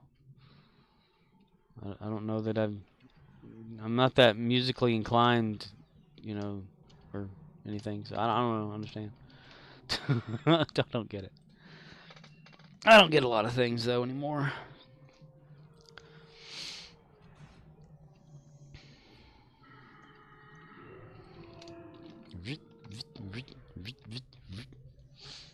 OXNYX053 says, 2.5 to 4 hours depends upon traffic and where in the towns they start from. Ah. He said it's like some dude that's a hippie or whatever that. The Trekkie Kid has started stalking you. The Trekkie Kid has started stalking The you. Trekkie Kid. Hello there, the Trekkie Kid. Welcome to this boring stream of mine that I do every single day. The same thing over and over every day. That's good that you've started following / stalking. I really appreciate that. I mean, if you find that this is entertaining, I'm grateful. If it's boring, tell me it's boring, because I agree with you. I mean, anything I do is really boring. Dang, I keep forgetting I don't have that armor on me. This is just Archer, Malcolm, and Trip. The triptych. How far am I on the event? Let's see. 9 of 14. So today would be 10. Or tonight, more night. This would be 10. It's one thing I haven't incorporated into the log script that I created for the bot. Is whenever the bot itself says something, it doesn't get recorded. And I need to figure out how to do that. So I'll probably be working on that sometime this next morning, within like 4 hours or 5 hours, depending on what I'm doing or something. Try to figure that out, how to get the bot to show up in the chat log. The bot, le booty. Need to still do my endeavors with Gary the Klingon. Gary the Klingon's going to stop by on the show today. Right now we have Archer, former. Dude, when I was watching, rerun Star Trek Next Generation on that Pluto TV channel, and they had the alternate verse. They talked about Archer 4. And I'm thinking, they didn't name it after this Archer. I mean, there's so many things in the game. OXNYX053 says, I'm on my wife's account. On her Klingon recruit. Ah. Are you helping her get her recruit on? I want to try to max out. What happened? The Trekkie Kid says, same, I'm here too. Nice. The Tricky Kid. I like Tricky Kid.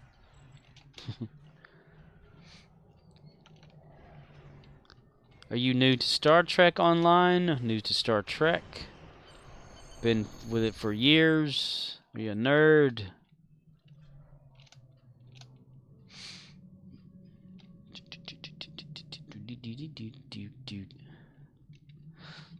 OXNYX053 says, I'm tweaking out 5 ships for different space damage farming FO her. Ah. The Trekkie Kid says, I've been playing since 8th grade. 8th grade? I don't know when that was, but that's a pretty good while to play then. Depending on how old you are now, or what grade you're in now. So years, you would say. The Trekkie Kid says, 2013 LOL. Oh, wow. Okay. Okay. So, yeah, you've been in the game a while then.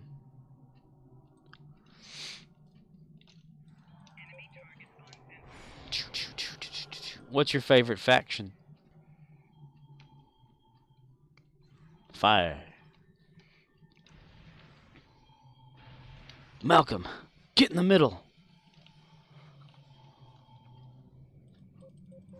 The Trekkie Kid says, Starfleet. Ah, Federation. OXNYX053 says, so pre-F2P. Pre-flipped process. Fuck to piss. Fart to pee. Nice. That was a lot earlier than myself. The Trekkie Kid says, I'm here on the map with you, I'm looking for you. Oh, you are? Looking for me on the map, are you? The Trekkie Kid says, I'm wearing a yellow shirt. Are you wearing like a TOS shirt?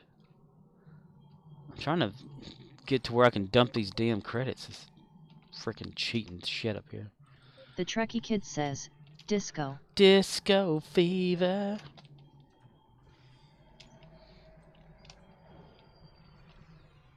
I love how they keep track of all of that. So cool. One day I want to build a Master Chief. Captain Keyes. I need a weapon. I thought about getting back into some Halo stuff. Since Halo, the series, is out now. OXNYX053 says, he's near the park teleporter. Park teleporter? Me or him? I think I just saw somebody. Would that be you? Ethan? Is that you, Ethan? Fire. Attack. Attack that ship. What is that? Okay. Cameron Mason. OXNYX053 says, You. You. The Trekkie Kid says, yes haha. Aha, welcome. Welcome to here. Welcome with Archer, Trip, and Malcolm. Let's see. Got that done. In progress there. This right here is okay. I've maxed those out, so that's good. Well, I'm pretty much done on the map though. That's the thing. I don't like play it the right way. Like completely just go through the whole thing. I have like 6 different characters that I play with all the time. That's interesting. So you got a disc. Is it like a pure disco Discovery tune, or did you just make him look Discovery? Like, is he like a different, like TNG TOS, but you just gave him Discovery type clothing? No, that's Discovery full right there, I guess. I don't know. Disco fever, disco fever. The Trekkie Kid says, I'm more of Kelvin Timeline fan. Ah, okay. So, career Elite Starfleet Engineering Officer, really? Fleet Admiral Captain Perry J. Cohen. Let's see. Dyson Sphere, duh. The Shadow Wolf Experimental Crossfoot class from the future, found in an unknown nebula. Registry USS Perry J. Cohen. NCC-072415. Some call this captain a one-man army. Adopted descendant of the famous James Tiberius Kirk. From a Kelvin universe, his son and his crew continues exploring the vastness of the unknown. That's pretty cool. I like that you gave it a biography. I like reading people's biographies. Next time on Biography, we're going to go into the command center and talk to, what's his face? Hello, Commander The Trekkie Arnold. Kid says, haha, that was perfect lol. Perfect. Sweet. Perfect. I don't know what was perfect, but that's pretty awesome. Okay. We've talked to Commander Arnold, got our like dilithium shit going on here. Exchange, still nothing for this session, but I'm guaranteeing something's probably going to happen for those eventually, which is good, which is very, very good, very good.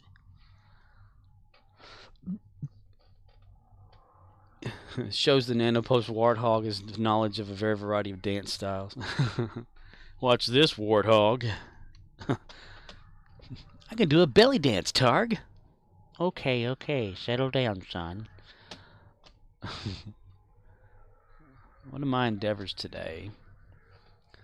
Okay, yeah, I need to go to Gary the Klingon, because I delivered some tribbles yesterday. I'm hoping that'll jump it up, because isn't it that tribbles, if you do the tribbles for the Klingon, it 100%s it, and you don't have to worry about like constantly trying to like deliver prisoners and tribbles.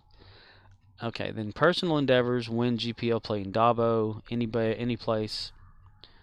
Destroy undead ships, deal kinetic damage space. I could do that. It's torpedoes. So yeah, alright. I'm going to change my character over to Gary the Klingon and start that stuff. Because I've been trying to collect the endeavors for the Klingon recruit to get the endeavor bonus that Hate 3K taught me to do. OXNYX053 says, yes, the Tribbles are a one ship, the Fed is a ×5. Okay.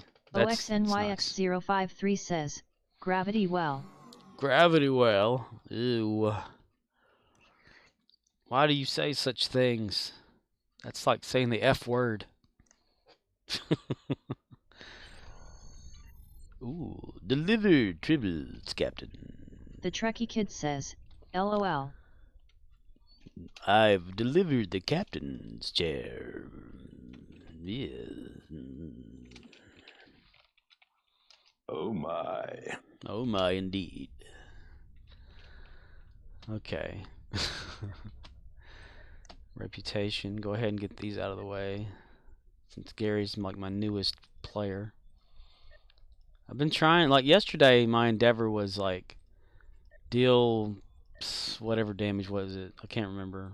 It's like not Tetrion, not any proton. Phaser damage and Polaron damage space. Well, I've come up with the little thing to do that. I'm going to build as I go, which means I'm not going to just go ahead and have this stuff available. I'm going to go into battle with none of it and R&D as I play. So I'm not going to have the best stuff or anything. OXNYX053 says, typically Gravity Well plus Torp spread 3 equals kinetic damage is 1 and done. Oh, wait, you said Gravity Well. Okay, yeah, alright. I kept thinking Gravity Kills for some reason. And I'm thinking, why do you want to send me there to that Death Wish? It's like one of the worst maps, in my opinion. I don't know. It's probably okay for most people, but my goodness gracious.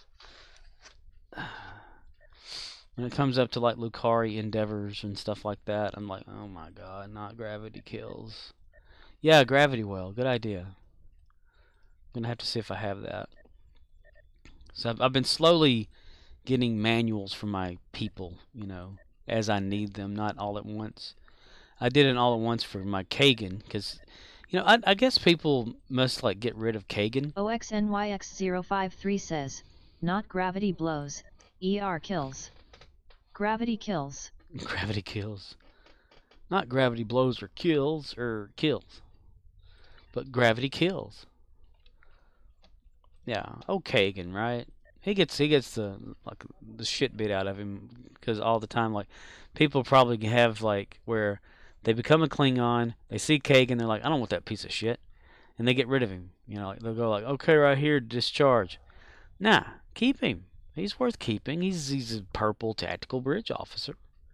You know, you can't rename him and shit, but you can change him his appearance in the Taylor. That's what I did for him for Yashanka, my other Klingon character. I made him look like a humanoid Klingon from TOS era. Okay, let's see. Who do I have stationed? Thrax, whoever this guy is. I don't know. Let's see. What is the stations? We're up to 1, 2, 3. Okay. Photonic, I'm keeping Photonic. Science team. Hazard emitters are science team, so 1 or 2 level there. Gravy, mister. Where's Gravity Kills? Or Gravity Well? Shit. Keep getting that fucking. I thought, isn't it supposed to be like a thing that they do? Like a skill?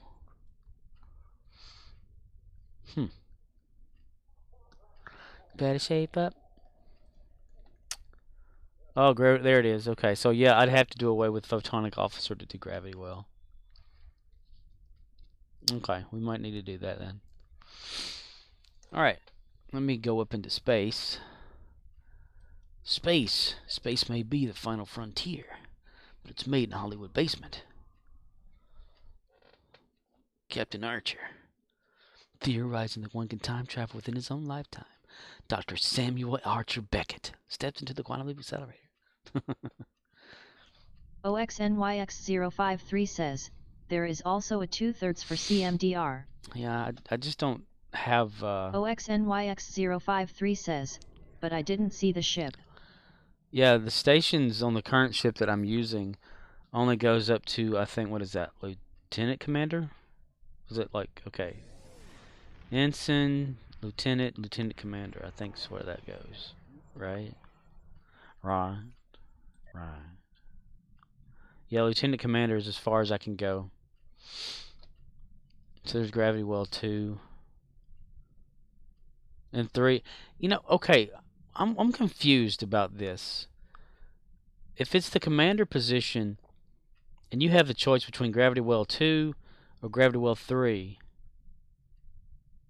why would you not choose 3 if you have access to 3? What do we just like, okay, well, I'm just going to go for 2 because it's less. When you want to go for, like, the biggest one? That's what's crazy. I don't get it. I don't understand because I'm stupid. I'm stupid. I understand. I wonder if my other ship could do that, though. Let's see. Where's the ship thing at? Can I do it here? Switch ships?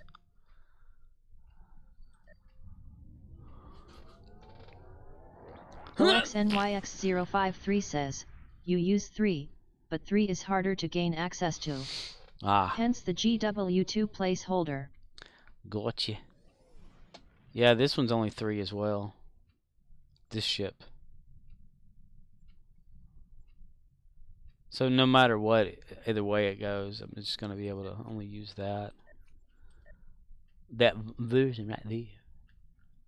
Oh, yes. The only thing I hate about this little ship here, this Timur, is only got one aft weapon.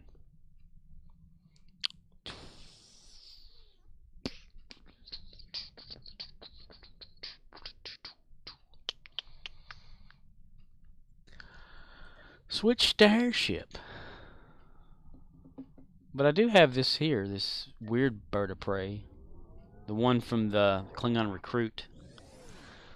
One that gives you like a little bit of gas. Every time you're inside of there, it's like eating beans. Dude, we got invaded by Wisconsin today at work.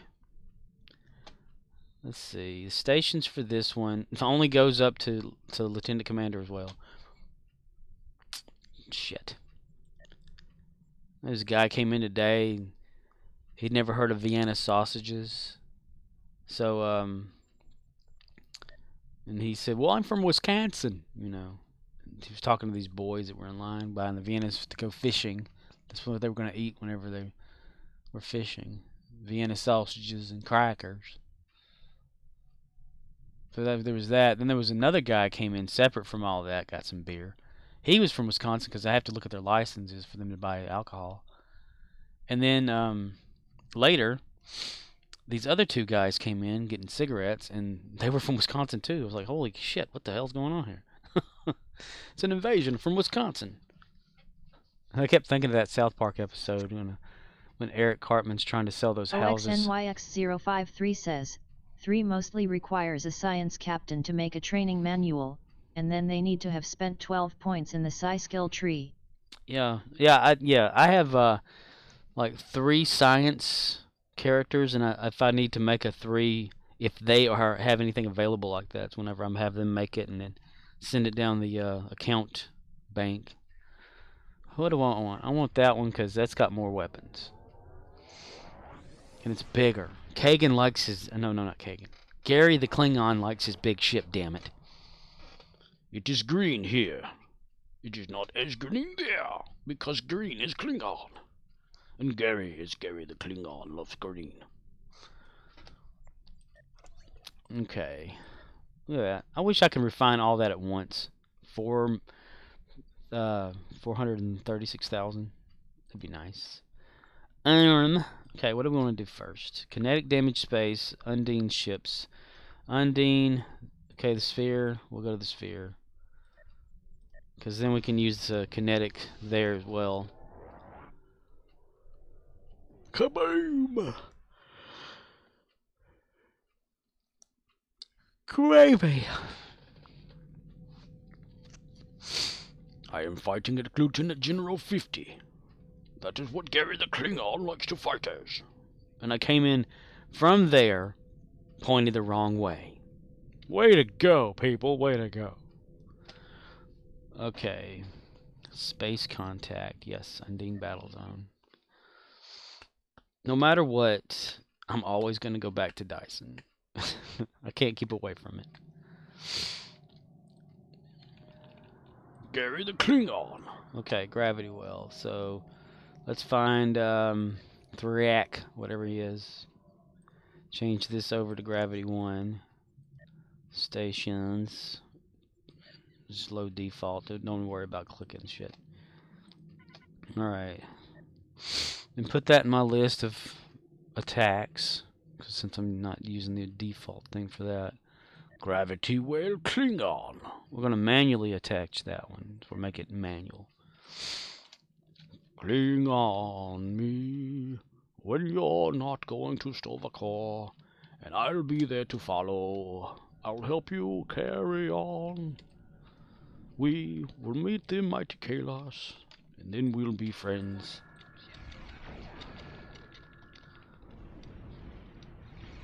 Pew pew pew pew pew pew pew. Dun dun dun dun dun dun dun dun dun dun dun dun dun dun dun dun. Klingon me.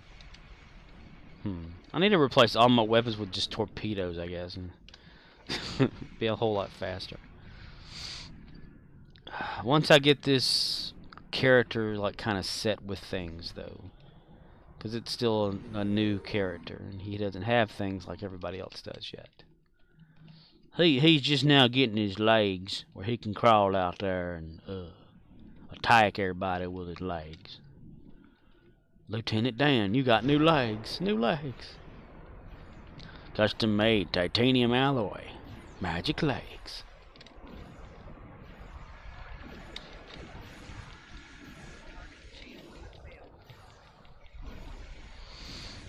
Fire. Lock onto that explosion and fire. Fire. Target that explosion and fire. Oh man, it's already gone. Damn it.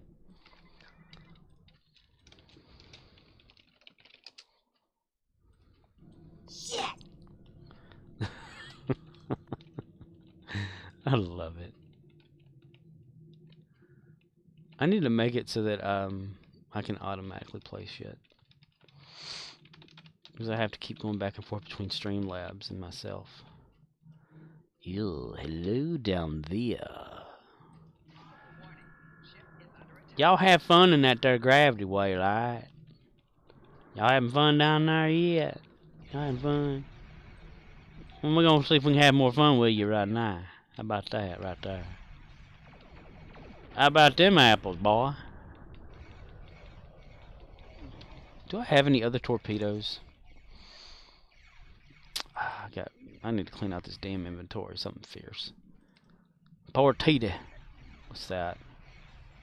Is that junk? Sure is. Okay, let's see. Probe critical information. Can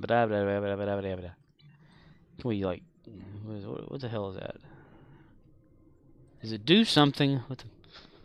Reputation project. So we need to keep that. Okay, damn it. Get rid of that. Yeah, get rid of that. Yeah, I know. It'd be a whole lot more money coming back if I did it the other way, but no. Quit attacking me while I'm in my menu, damn it.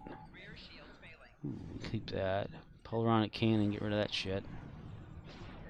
Already got her Polaron weapons. Thank you very much, Mr. Roboto. My left shields are failing. My left shields are failing. Science. Tactical reflection to science.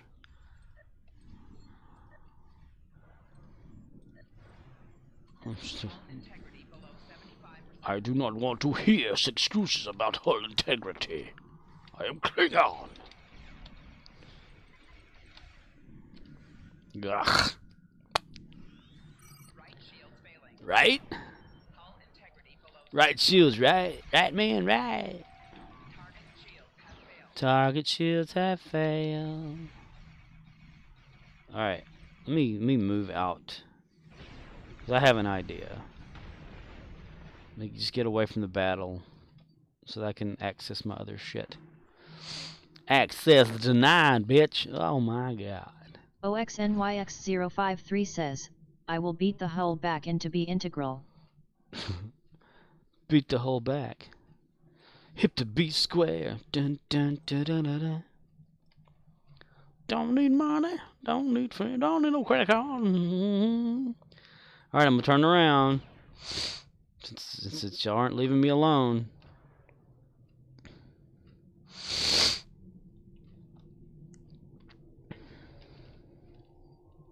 I could destroy you, but I don't think I want to do that. Kinetic damage. Uh-huh. Okay, then. Turning around so I can face you. Throw that at your ass. Alright. I'm going to try to evasive maneuvers, get away. Because I want to access and change my weapons up some.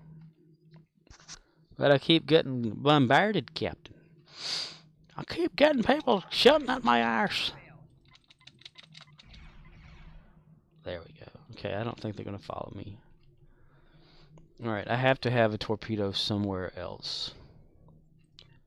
It's going to be in that damn bank and I'm not going to be able to access it. Or am I? Hey, I did a little. Damn it. Son of a bitch, I can't access shit.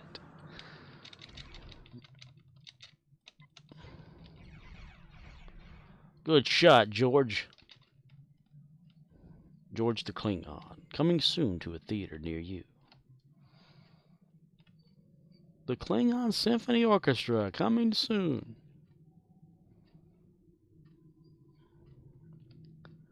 Dude, they are on the chase.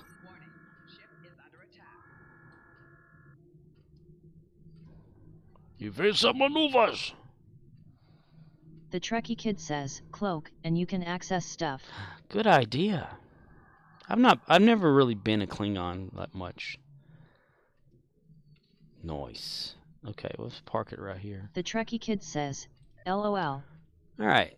I want to replace some of this junk with torpedoes, at least to get something. Vaudoir cluster, we're going to do that. We're going to put that there. Put that one there. That gives us more torpedoes. Do we have any other torpedoes? Because kinetic damage / torpedo. I know I have some in my bank. Because I've just been saving random shit. Okay. We're going to go with that. Even though it's not going to be much. But, I'm living it. Ba-da-ba-ba-ba. Whoosh. Worcester, Chestershire, sir.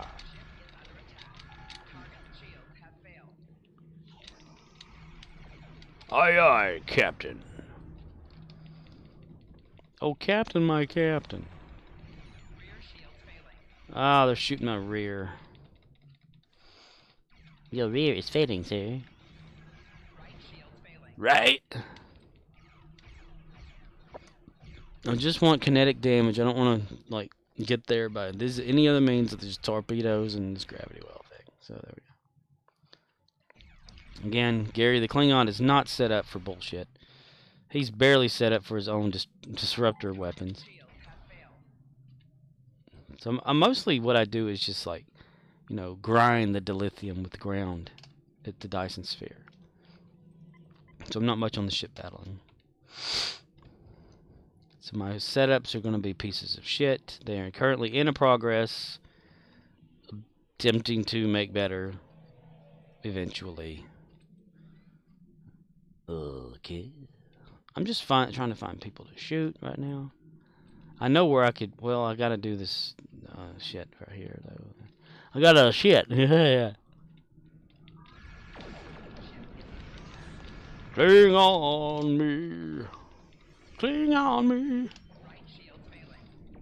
OXNYX053 says, you should move your Grenadian torpedo to the rear, it slows what it hits so you can turn on it better. Let's see. Well, hey, I'm surprised it lets me do that while I'm in battle. The bishop has spoken.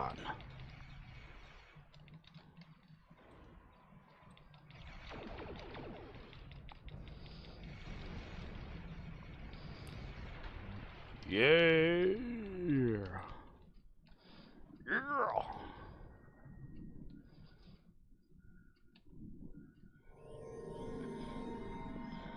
Okay, where am I at? I'm at Dyson Sphere. If I warp out, I can go to the Archer system where the Tholians are and have a lot more ships to shoot at versus having to wait for these ships to spawn.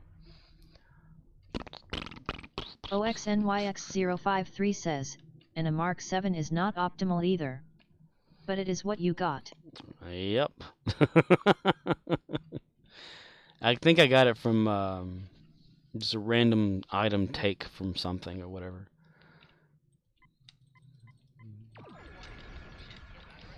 Some junk inventory.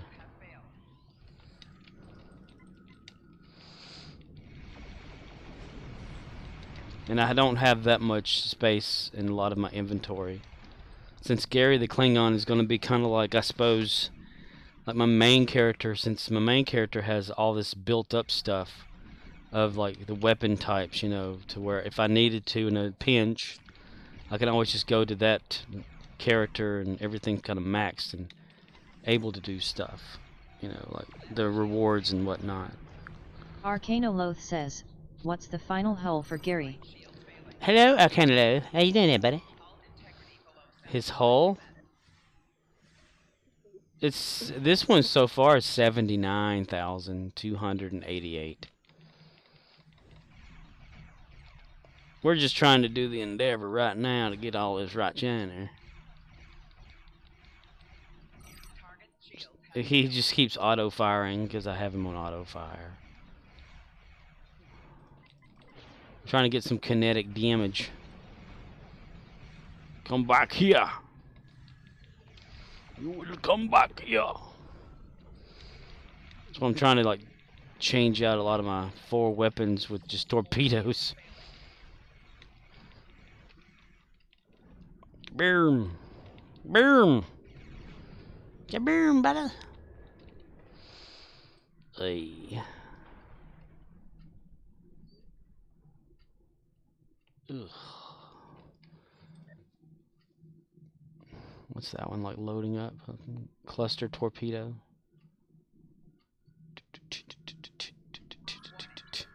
I mean, I'm not even like set on a torpedo thing at the moment. I think even like my traits aren't set for torpedo stuff.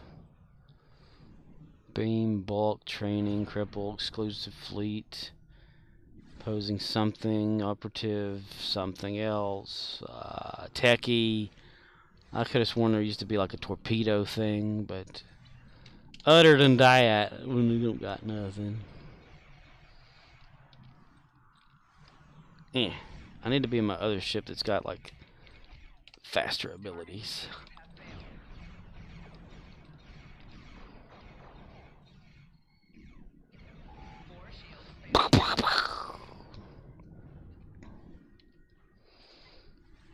It's nothing like my quantum phase torpedoes. Those things were so awesome.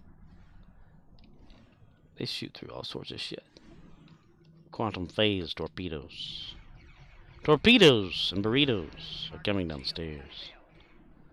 They're coming down the stairs. OXNYX053 says, you've got the basic torpedo damage 1 slotted. Same with cannons. Got the basic torpedo the damage. The Trekkie Kid says, that was me he. That was you? Where are you at? Quinn? Is that you, Quinn? Or is that you? Ah, there you are. Mr. Mason. Perry J. Cohen Mason.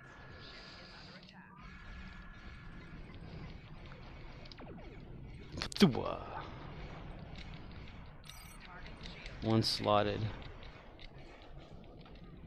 Basic. Oh yeah, the torpedo spread, yes. I think it's because I can't, like, Kagan is the one that's behind all that junk. Scatter volley and that. I have scatter volley. And torpedo spread 3. High yield. Maybe I can switch that to high yield. And then do that right now, because it'll swap it back. Sure. I probably can't do this while I'm playing, can I?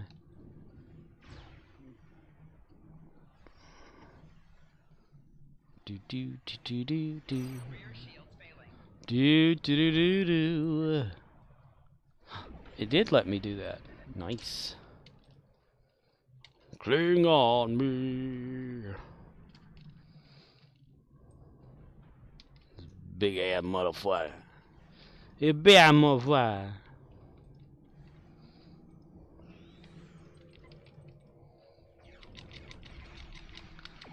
Fire your torpedoes, you bastard.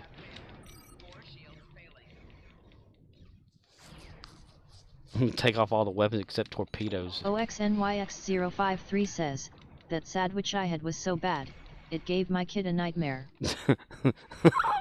The sandwich you had gave your kid a nightmare. That's a bad sandwich. No, don't eat it, Daddy. Alright, yeah.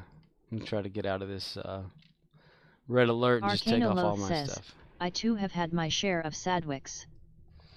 Sandwiches. Okay. I'm gonna take off all this other shit.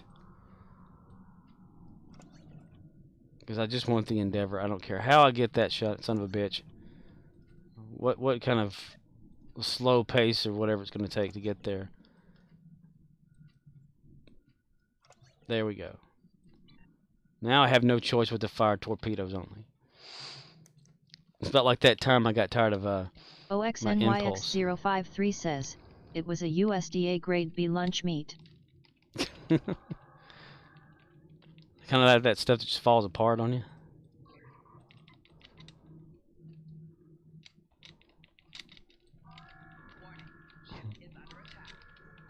I have no defenses.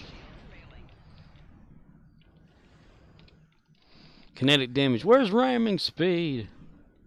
OXNYX053 says, you should keep a single cannon and turret to strip shields. Nah. Arcanoloth says, bat lessons are too spread out for damage endeavors, patrols are more grouped up.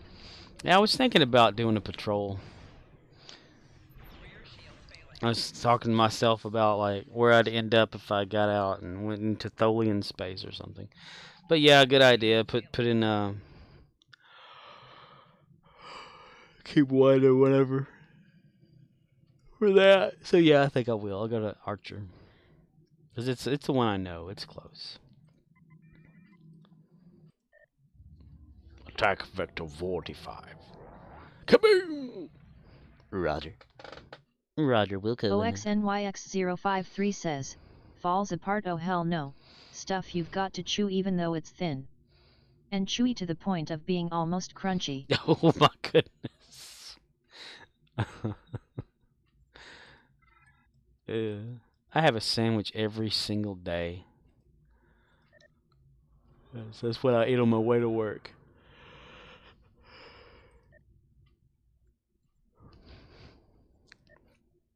Gary the Klingon, king of the wild frontier. Gary the Klingon. He must have lost a bet with his beer. Arcanoloth says, Argala has enough targets to torp spread your way to 500k kinetic, any of the Tau Dewa should work. Any patrol really.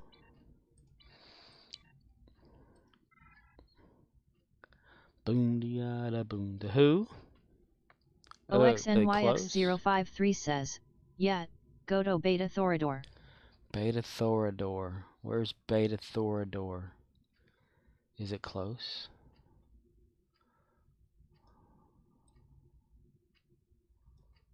Beta.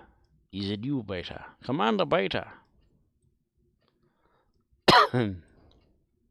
OXNYX053 says, due south. Due south. Arcanoloth says, from New Romulus, Karea, Japori, Beta Thorador are close. From New Romulus. Ah! Deep Space Encounter. No. OXNYX053 says, Ah! well, so Ith West by the time this gets to you. Ah ha ha! Arcanoloth says, Tau Diwa Sector Block OS the area around New Romulus. These are all Tau Diwa patrols. They pay out ROM marks. Cool.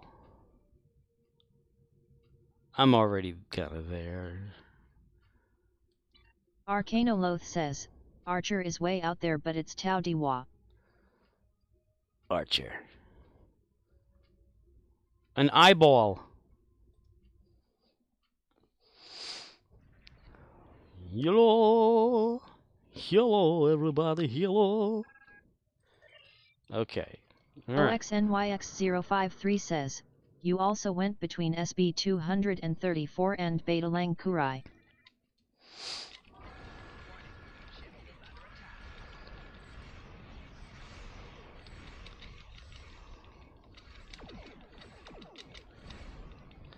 Boom, boom, boom, boom. What's the recharge on those?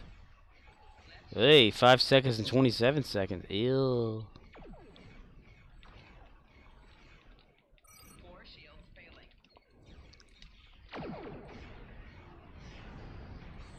It's like a cross-eyed thing.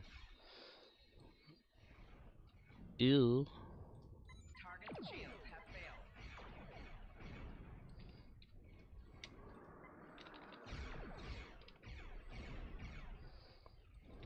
OXNYX053 says, Beta Thorador equals fight Klingons, Beta Lang Kurai equals fight Gorn, SB 234 equals fight and try to kill Feds and a star base. Nice. Gorn. There needs to be more Gorn stuff in here. Poor Gorn. All they do is just live on Nimbus and do nothing.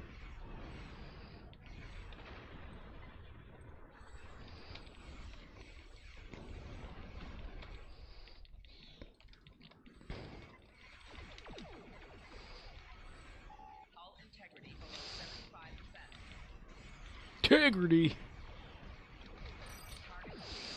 Target shields have failed. Painful to look at yet? That's an interesting moon. That's an interesting moon right there. That's interesting.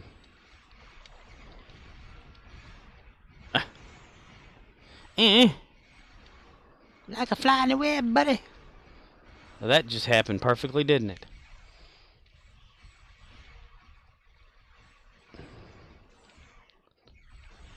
Ah, there we go.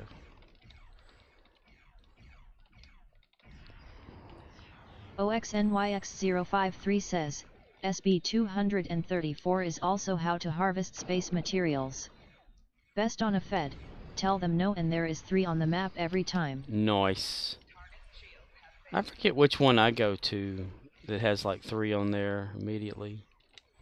Is it Japari? This is Japari. Do do do do do do do poo poo do do poo do do do do do poo poo do do poo poo do poop a scooper do boo do. That's one thing I hate about slow turning ships. Arcanoloth says, Japori has 3, Karea has 2 and you can warp out and back if you need 6. Yeah. I had that one the other day. Okay, maybe yesterday, I don't know. Can't remember. CRS disease, CRS, can't remember shit.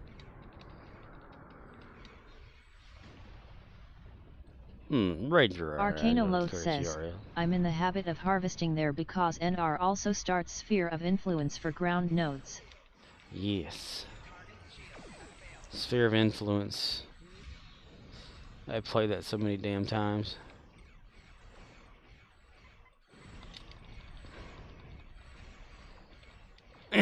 Backwards. Okay. Okay, go up. There we go. Come on, you big mud bama jamma. Bam blam.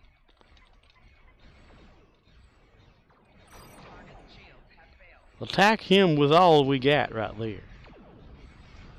We destroyed a clip. Yes, we destroyed the clip. Ship. There's a ship here. One that we've had fun with, mister.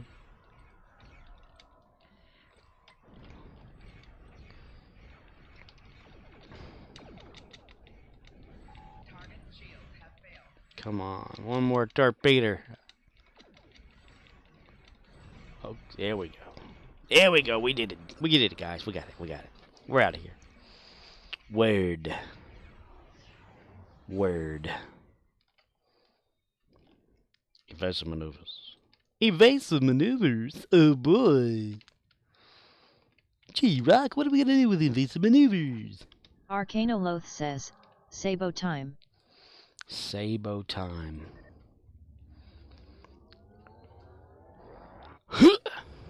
Can they warp it, Cloak? Oh. Arcanoloth, have you watched the latest episode of Picard?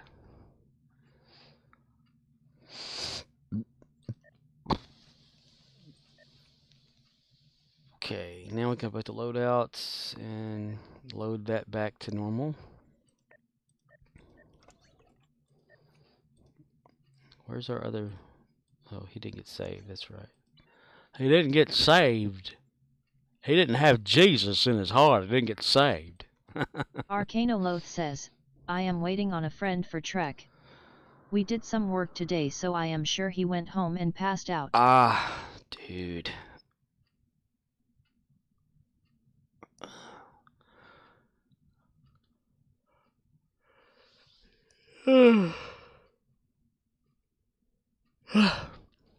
Arcanoloth says, tomorrow we plan to hang with another friend, probs having a bonfire and watching a movie with his kids. OXNYX053 says, if the devs had trouble with Toilet Prize, they would have the USS Petter Spreader as a torp boat. Well, they didn't like the Crapper Prize, that's for sure. So whenever they made me, or they changed the name of it. And the Pooper Scooper, they didn't like that one either. I thought it was pretty cool. But and they don't like that kind of words and languages. Even when they didn't like my name for my main character, you know. It was me. It's Scorp1. I'm thinking, I have an account name for that, and people see it all the time. So what the hell? Oh, we don't find your name offensive. I'm thinking, well, why did you say it was offensive? And if you don't find it offensive, oh, that was an error. Okay, whatever. So this one I used that Zen that I had left from something to buy a rename token to name myself back to myself again. And so the issue has been resolved. So ain't no issue been resolved. I had to use this Zen to buy this back because of some error y'all made. So y'all gonna need to replace my Zen. Why are we going? Oh, we went to. Okay, we went to the wrong place. We need to go there. Approach your starbase. I have a starbase. Oh, we were gonna look at this one, weren't we? I'm still a lieutenant. I need to be a commander. At what point can I like start projects? Let's see. So I can probably get this fleet actually going faster if I could start projects. This zeroed out fleet. I'm never going to be like getting anything for Gary the Klingon at this point. I don't have people to give out. See, this has got like a list of selecting projects for this, and no one selected a project yet. I guess you must like have to level up to a certain one before you can do that. I don't know. I've never been to a one that just started, a fleet that just started, so I don't really know, you know, exactly what's going on there. I just wish that I had the ability to do the to make the projects happen. Cling on me. Welcome to the zone. Do you want some pudding? We've got all sorts of flavors. Pudding. It's what's for dinner. Out of the way. I must win. Spin the wheel and win. Spin the wheel and win. It automatically put 100. Wow. Let's do 1,000. Damn it.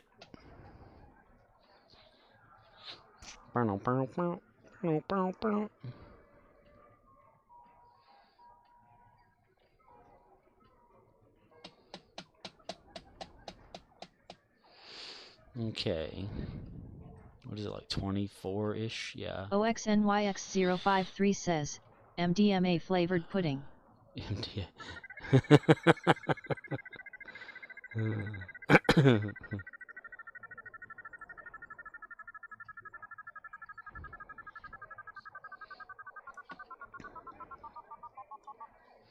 Damn it.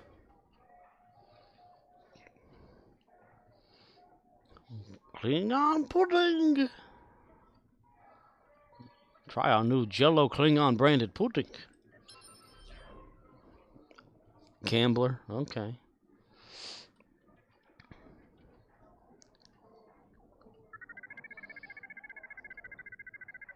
OXNYX053 says, you never click place bet. Yeah, I was a little too slow. Ta-da! It was easy. A little too easy that time, mister.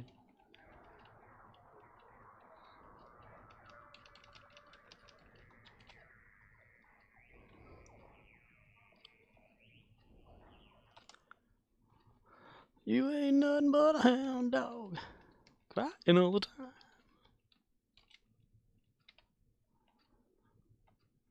You never notice how the tailors stare at you?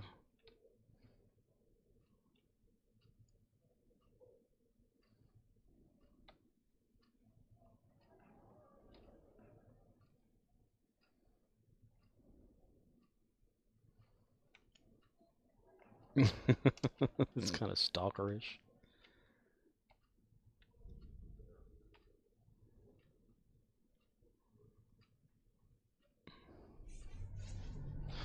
Oh, Delvirian. You will be attacked by me. I am Klingon. Okay. There.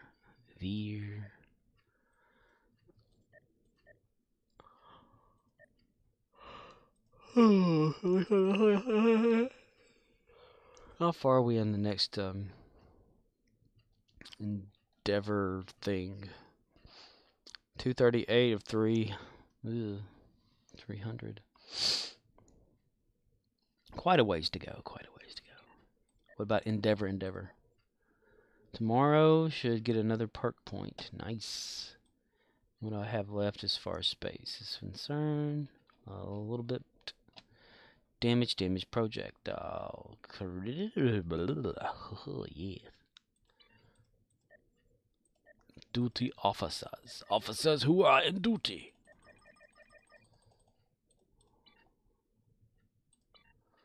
Okay.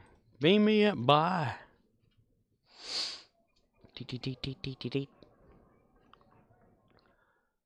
OXNYX053 says, I'm working on my kill counts and storyline stuff. Oh yeah, OXNYX053 says, and you seem injured. Oh hell yeah. That way ever since I started playing this character. Arcanoloth says, why did the Klingon use the toilet? Because it was his duty. It was his duty? It was his duty. What does a toilet on Klingon look like? A Klingon toilet. Yeah, we have combat fatigue, a concussion, muscle tear, radiation sickness, combat exhaustion ×2, head trauma, and 3 internal bleeding. I've had that ever since I started with this with Gary the Klingon, because I had all of his stuff was on advance. I was trying to work on a ship, to get one beefed up, so I had the patrols on advanced, and I left him on there accidentally, not even thinking about it, playing the storylines and stuff, and he kept getting injured. So I was like, let him be injured. I don't care if it decreases his points or anything like that. I just want to see how bad it gets. It's okay, he can take it. Here's Gary the Klingon. He does not need medical attention, as he falls to the floor.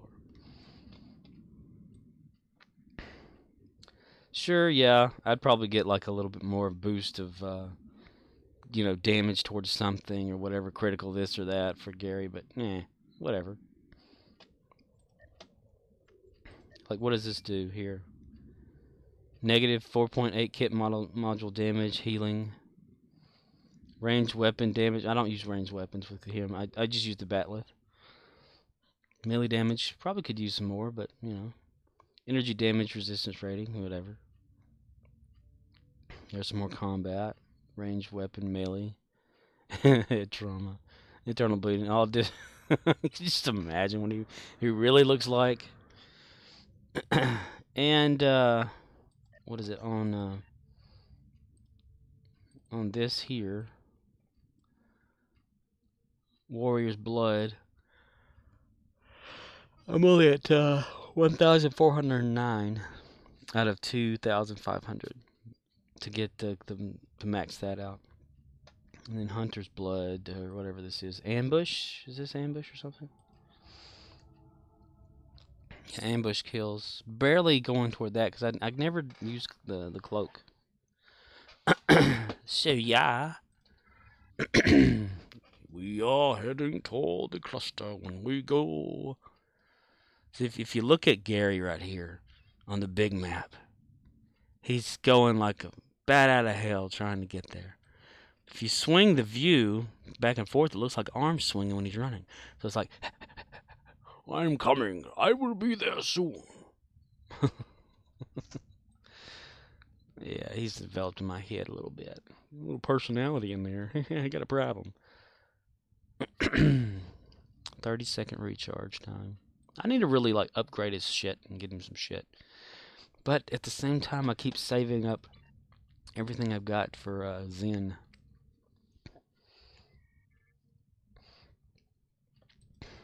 And I want to get the tech guy from over here.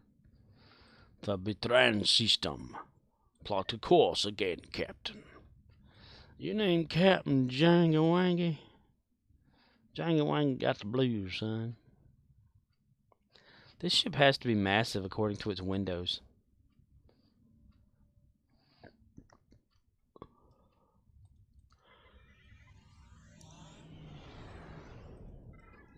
OXNYX053 says, I think they got rid of the cloaked barrage exploitability.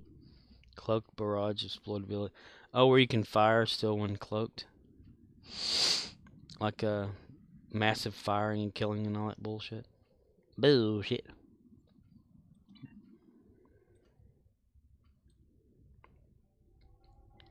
Hello, everyone. I have arrived. What's in progress? Confined to quarters. so hostile. Alright, where am I at in the chain for Betran Cluster? Transport settlers to Betran Cluster. Okay. Is that on here in my list of shit to do? Put it on where I can show everything.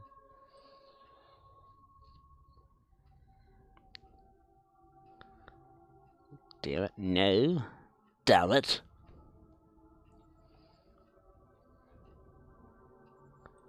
What was it again?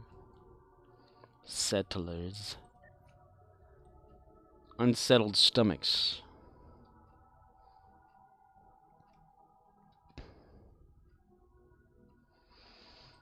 Damn it. Damn it. Damn it, mister. Okay, well, we'll just do the basics then. I'm trying to get the tech officer, eventually. Eventuality. Arcanoloth says, if you flew there, try logging out and back into the character, to rule out sector block bugs. Oh, good idea. We'll be logging out when we need to, when we do. Gary the Klingon!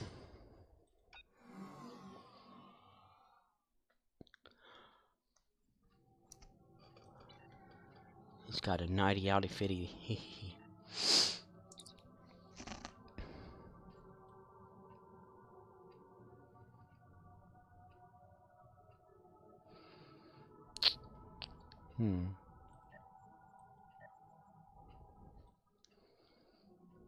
Trade.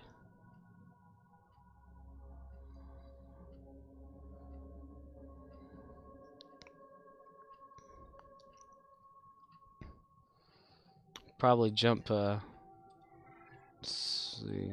Oh, damn it. Change instances? Well, that would put me right in the middle of the damn map again, wouldn't it? I'll just, whatever. We'll do what we can here. The current map. Go here to Department Head's Operations, see if we can resettle. Yep, we can resettle some colonists, so we can have some colonists to recruit or some shit. Or some shit. Some shit.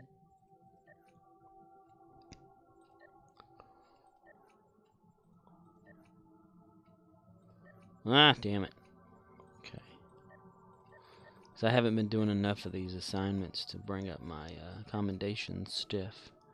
I need to do that. I need to do that right now. Right now. I need to do that right there. Nothing, you son of a bitches.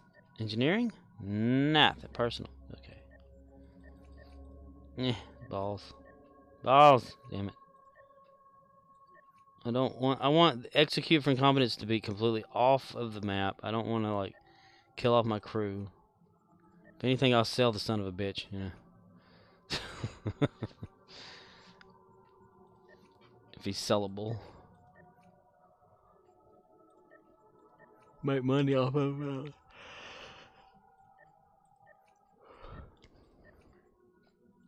Just imagine if you were like had a Ferengi faction type thing and what they would do, you know, for profit, you know. Make them buy off all the desired platinum on the profit.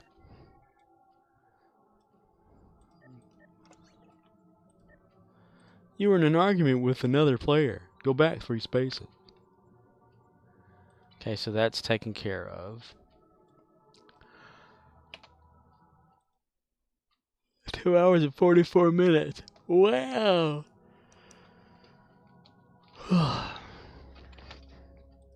And listed are a bunch of bots. But wait, there's more.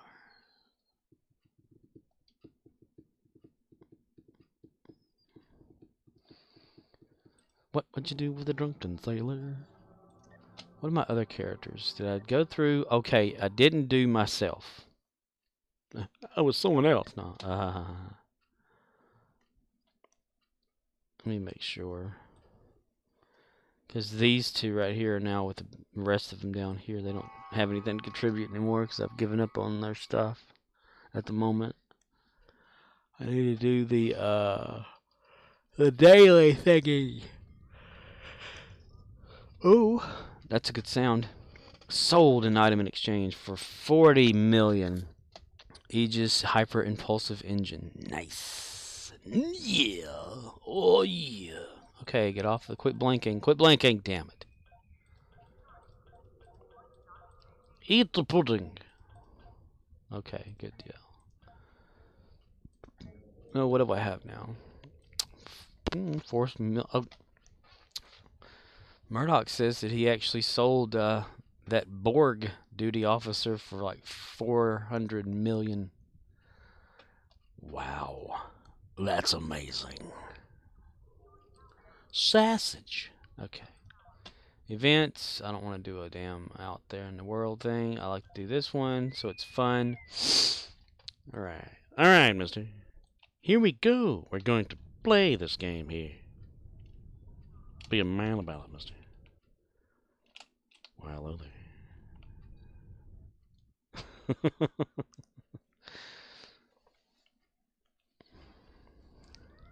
Hi. What the hell? Somebody made a Yoda. Look at that. That's pretty cool. Hello. Aloha.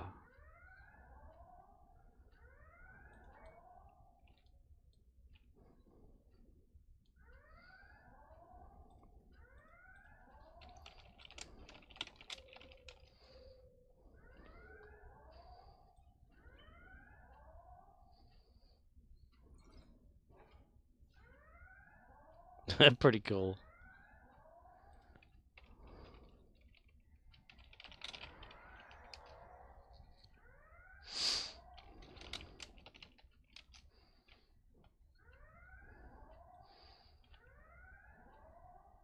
Operations is locked down. Use the exocomps to get the doors open. BATT3MPIRE says, May the Schwartz be with you. May the Schwartz be with you. Yeah. Deploy exocomps to the consoles. Once all three are set, Nice you sound better. But that would hit it, blue. oh boy, this is going to be great. Oh boy. All right, the exocomps have started their hack. Keep them in one piece.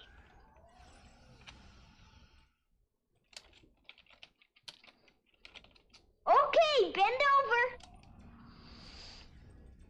Attention, terrorists. Efforts here are doomed to fail. Fail. Oh, I don't know the meaning of the word. It says 3 of us over here. That means there's 2 of us over there. Heads up! They're using site-to-site transporters to beam troops in. Fire. Fire. Attack, mister. Attack that damn System Darren. 25%. You. Go over there. Destroy all these Darren Klingon bastards. Perhaps my orders weren't clear. Stop the terrorists. First person, buddy.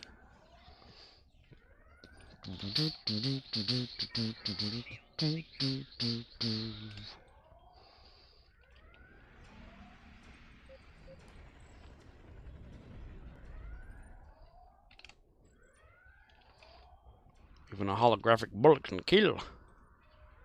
System hack at 50%. Keep those exocomps working. You're such a systems hack. Pew, pew, pew, pew. This guy must be trying to get like Bring me their head. an endeavor or something. Spend your final moments. Who uses a slow shooting weapon? Not me. I like to have weapon go boom boom. No, and then help.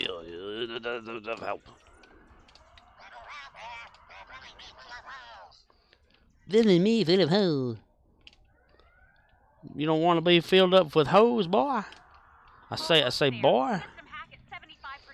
Watch your exocomps. Hey, now. None of that talk, okay? This is keep it PG, there, lady. Whoever kills these terrorists get their own. Whoever kills these terrorists, haha. Soul Alpha is damaged and needs repairs. Well, I don't know. Who's gonna kill the terrorists? Ready for action. Exocomps are operational. Ready for Hack the action. system. Ready for action. On the first day of Christmas, my true love gave to me a That's it. partridge in a pear tree. Security team, report to operation. Not let anyone in. That door control should allow us to open the blast door now. OXNYX053 says, This is what my family does for the event. My 10-year-old slaughters on this map. Nice. Deploy exocomps at the database before the Terrans delete all I'm cool. files. It's amazing to me that like y'all have it as like a family thing where all of you have a character on the game and you can play together. That's pretty awesome. Emergency transport, buddy. Emergency transport, buddy. Let's do it. Okay, here we go. Ice, Keep ice, those baby. exocomps intact so we can get what we came here for. Now that the party is jumping. Shoot to kill, you idiots! Replace that with damn it. You really must think highly of yourselves if you... All technicians, report to ops. Delete the database before they steal it from us. Mister?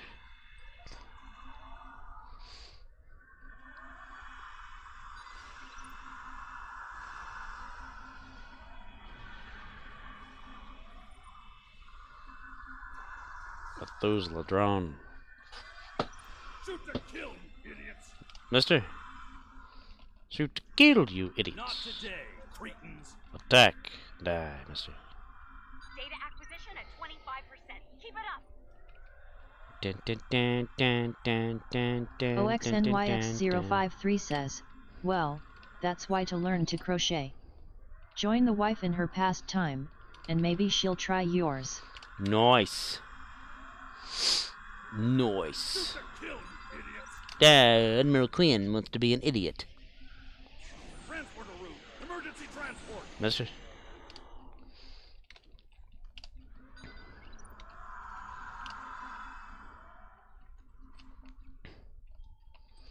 Attack. I should put ambush on my character. I just don't know what to get. Probably the trajectory thing, because I just play around with it. I don't use it for really anything. Shoot to kill, you idiots! Data Shoot to kill the idiots. Gotcha, sir. for trouble. OXNYX053 says, Admiral Quitter. Admiral Quitter. The Admiral's running away, haha. Fire. Dun dun dun dun dun dun dun dun dun dun dun. Kirk lunge. Ugh. There we go. If it weren't for William Shatner's Kirk, we would not have the lunge. We wouldn't have the mannerisms either. You really must think highly of yourself. Mister? If you thought you had. Attack, mister. Attack here. Destroy all these Terran Klingons. Klingons. You. Acquisition at 75%. You're almost there. Yay. Some pack lightning, very, very frightening. Kill, you idiots! Shoot and kill the idiots. Say hello to my little friend.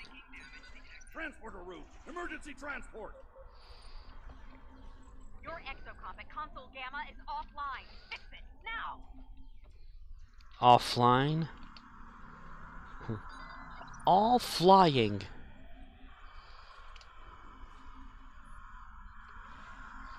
Well, I system drink ready or not. Here I come. You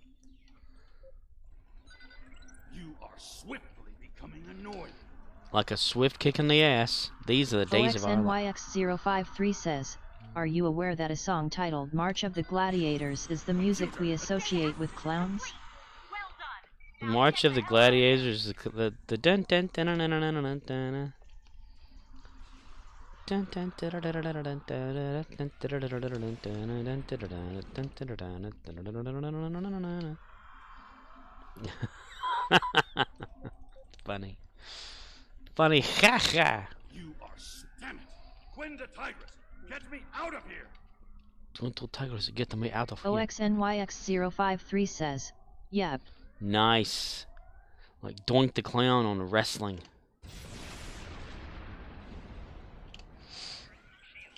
I wonder how it got associated with clowns. Wild, man, wild. I've got this here. I'm opening the door. I'll go first. You stand back. I'll go in here. Oh, I'm not done with you yet. Ensign, lock phaser. Oh yeah? Well, have a little bit of yourself here. Attack, mister. Runabout, say hello to Runabout. Phasers. Damn it, I keep jumping over that. Keep up the pressure. Keep the pressure. But it's still in the fight. I'm gonna kick your ass. You're doing it. Yeah, I'm glad I'm participating in everyone else's murdering. Oh, that Inconceivable. Just like on The Princess Bride. Inconceivable. Inconceivable. OXNYX053 says, between the combat sets they'd let out a comedian. If you were not funny, they'd send in a tiger. I'm envious. I've wanted to Oh. pop that pompous gas bag for years now. Pompous asshole. Well, An asshole, mister. You see. Aww. Why does that sound familiar? If you're not funny, send out a tiger. Has that been in like a movie or something? GG, guys, GG. Okay, whatever, man. They're never going to fix the table of doom. You come over here, get down, and hide from people. Yes. They'll never see you coming. Mister?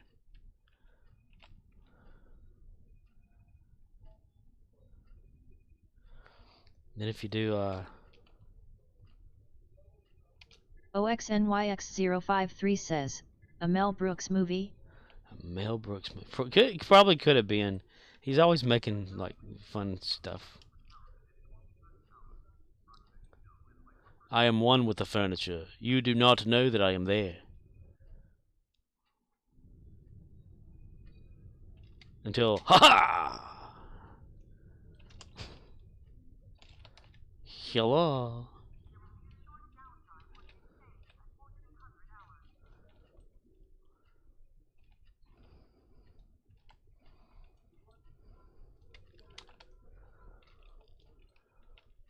Huh. Let's go to the bank. Nope, that's not the bank. The mail. That's what I was thinking. Corn Fez Elite.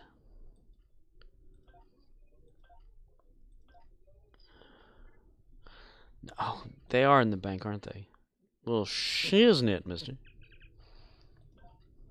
There they are. We'll give this our self-stuff thingy here. Person, place, thing, or idea. Get out of the way there, and in the air, man.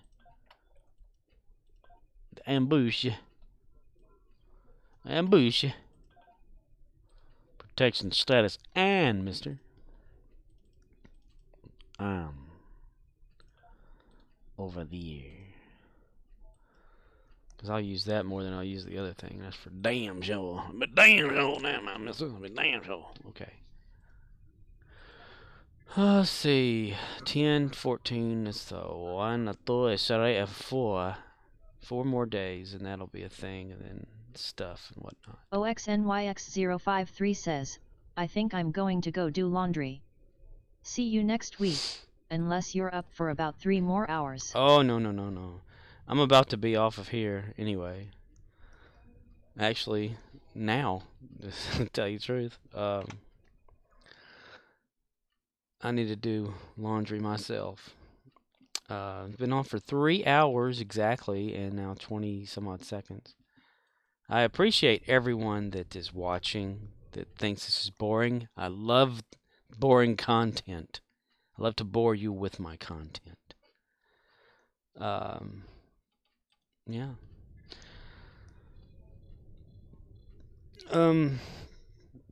I'll be back on again tomorrow.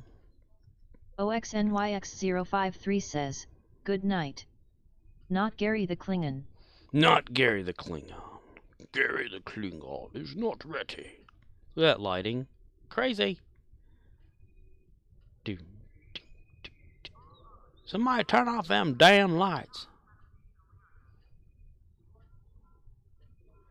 Gotta love dynamic lighting. It's great when it works.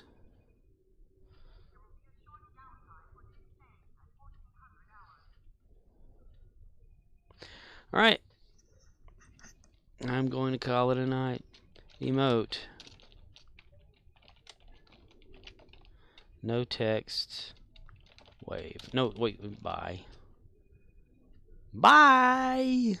Good night, y'all. Or morning. Wherever you are. Or evening. Around the world. See you tomorrow. Bye-bye.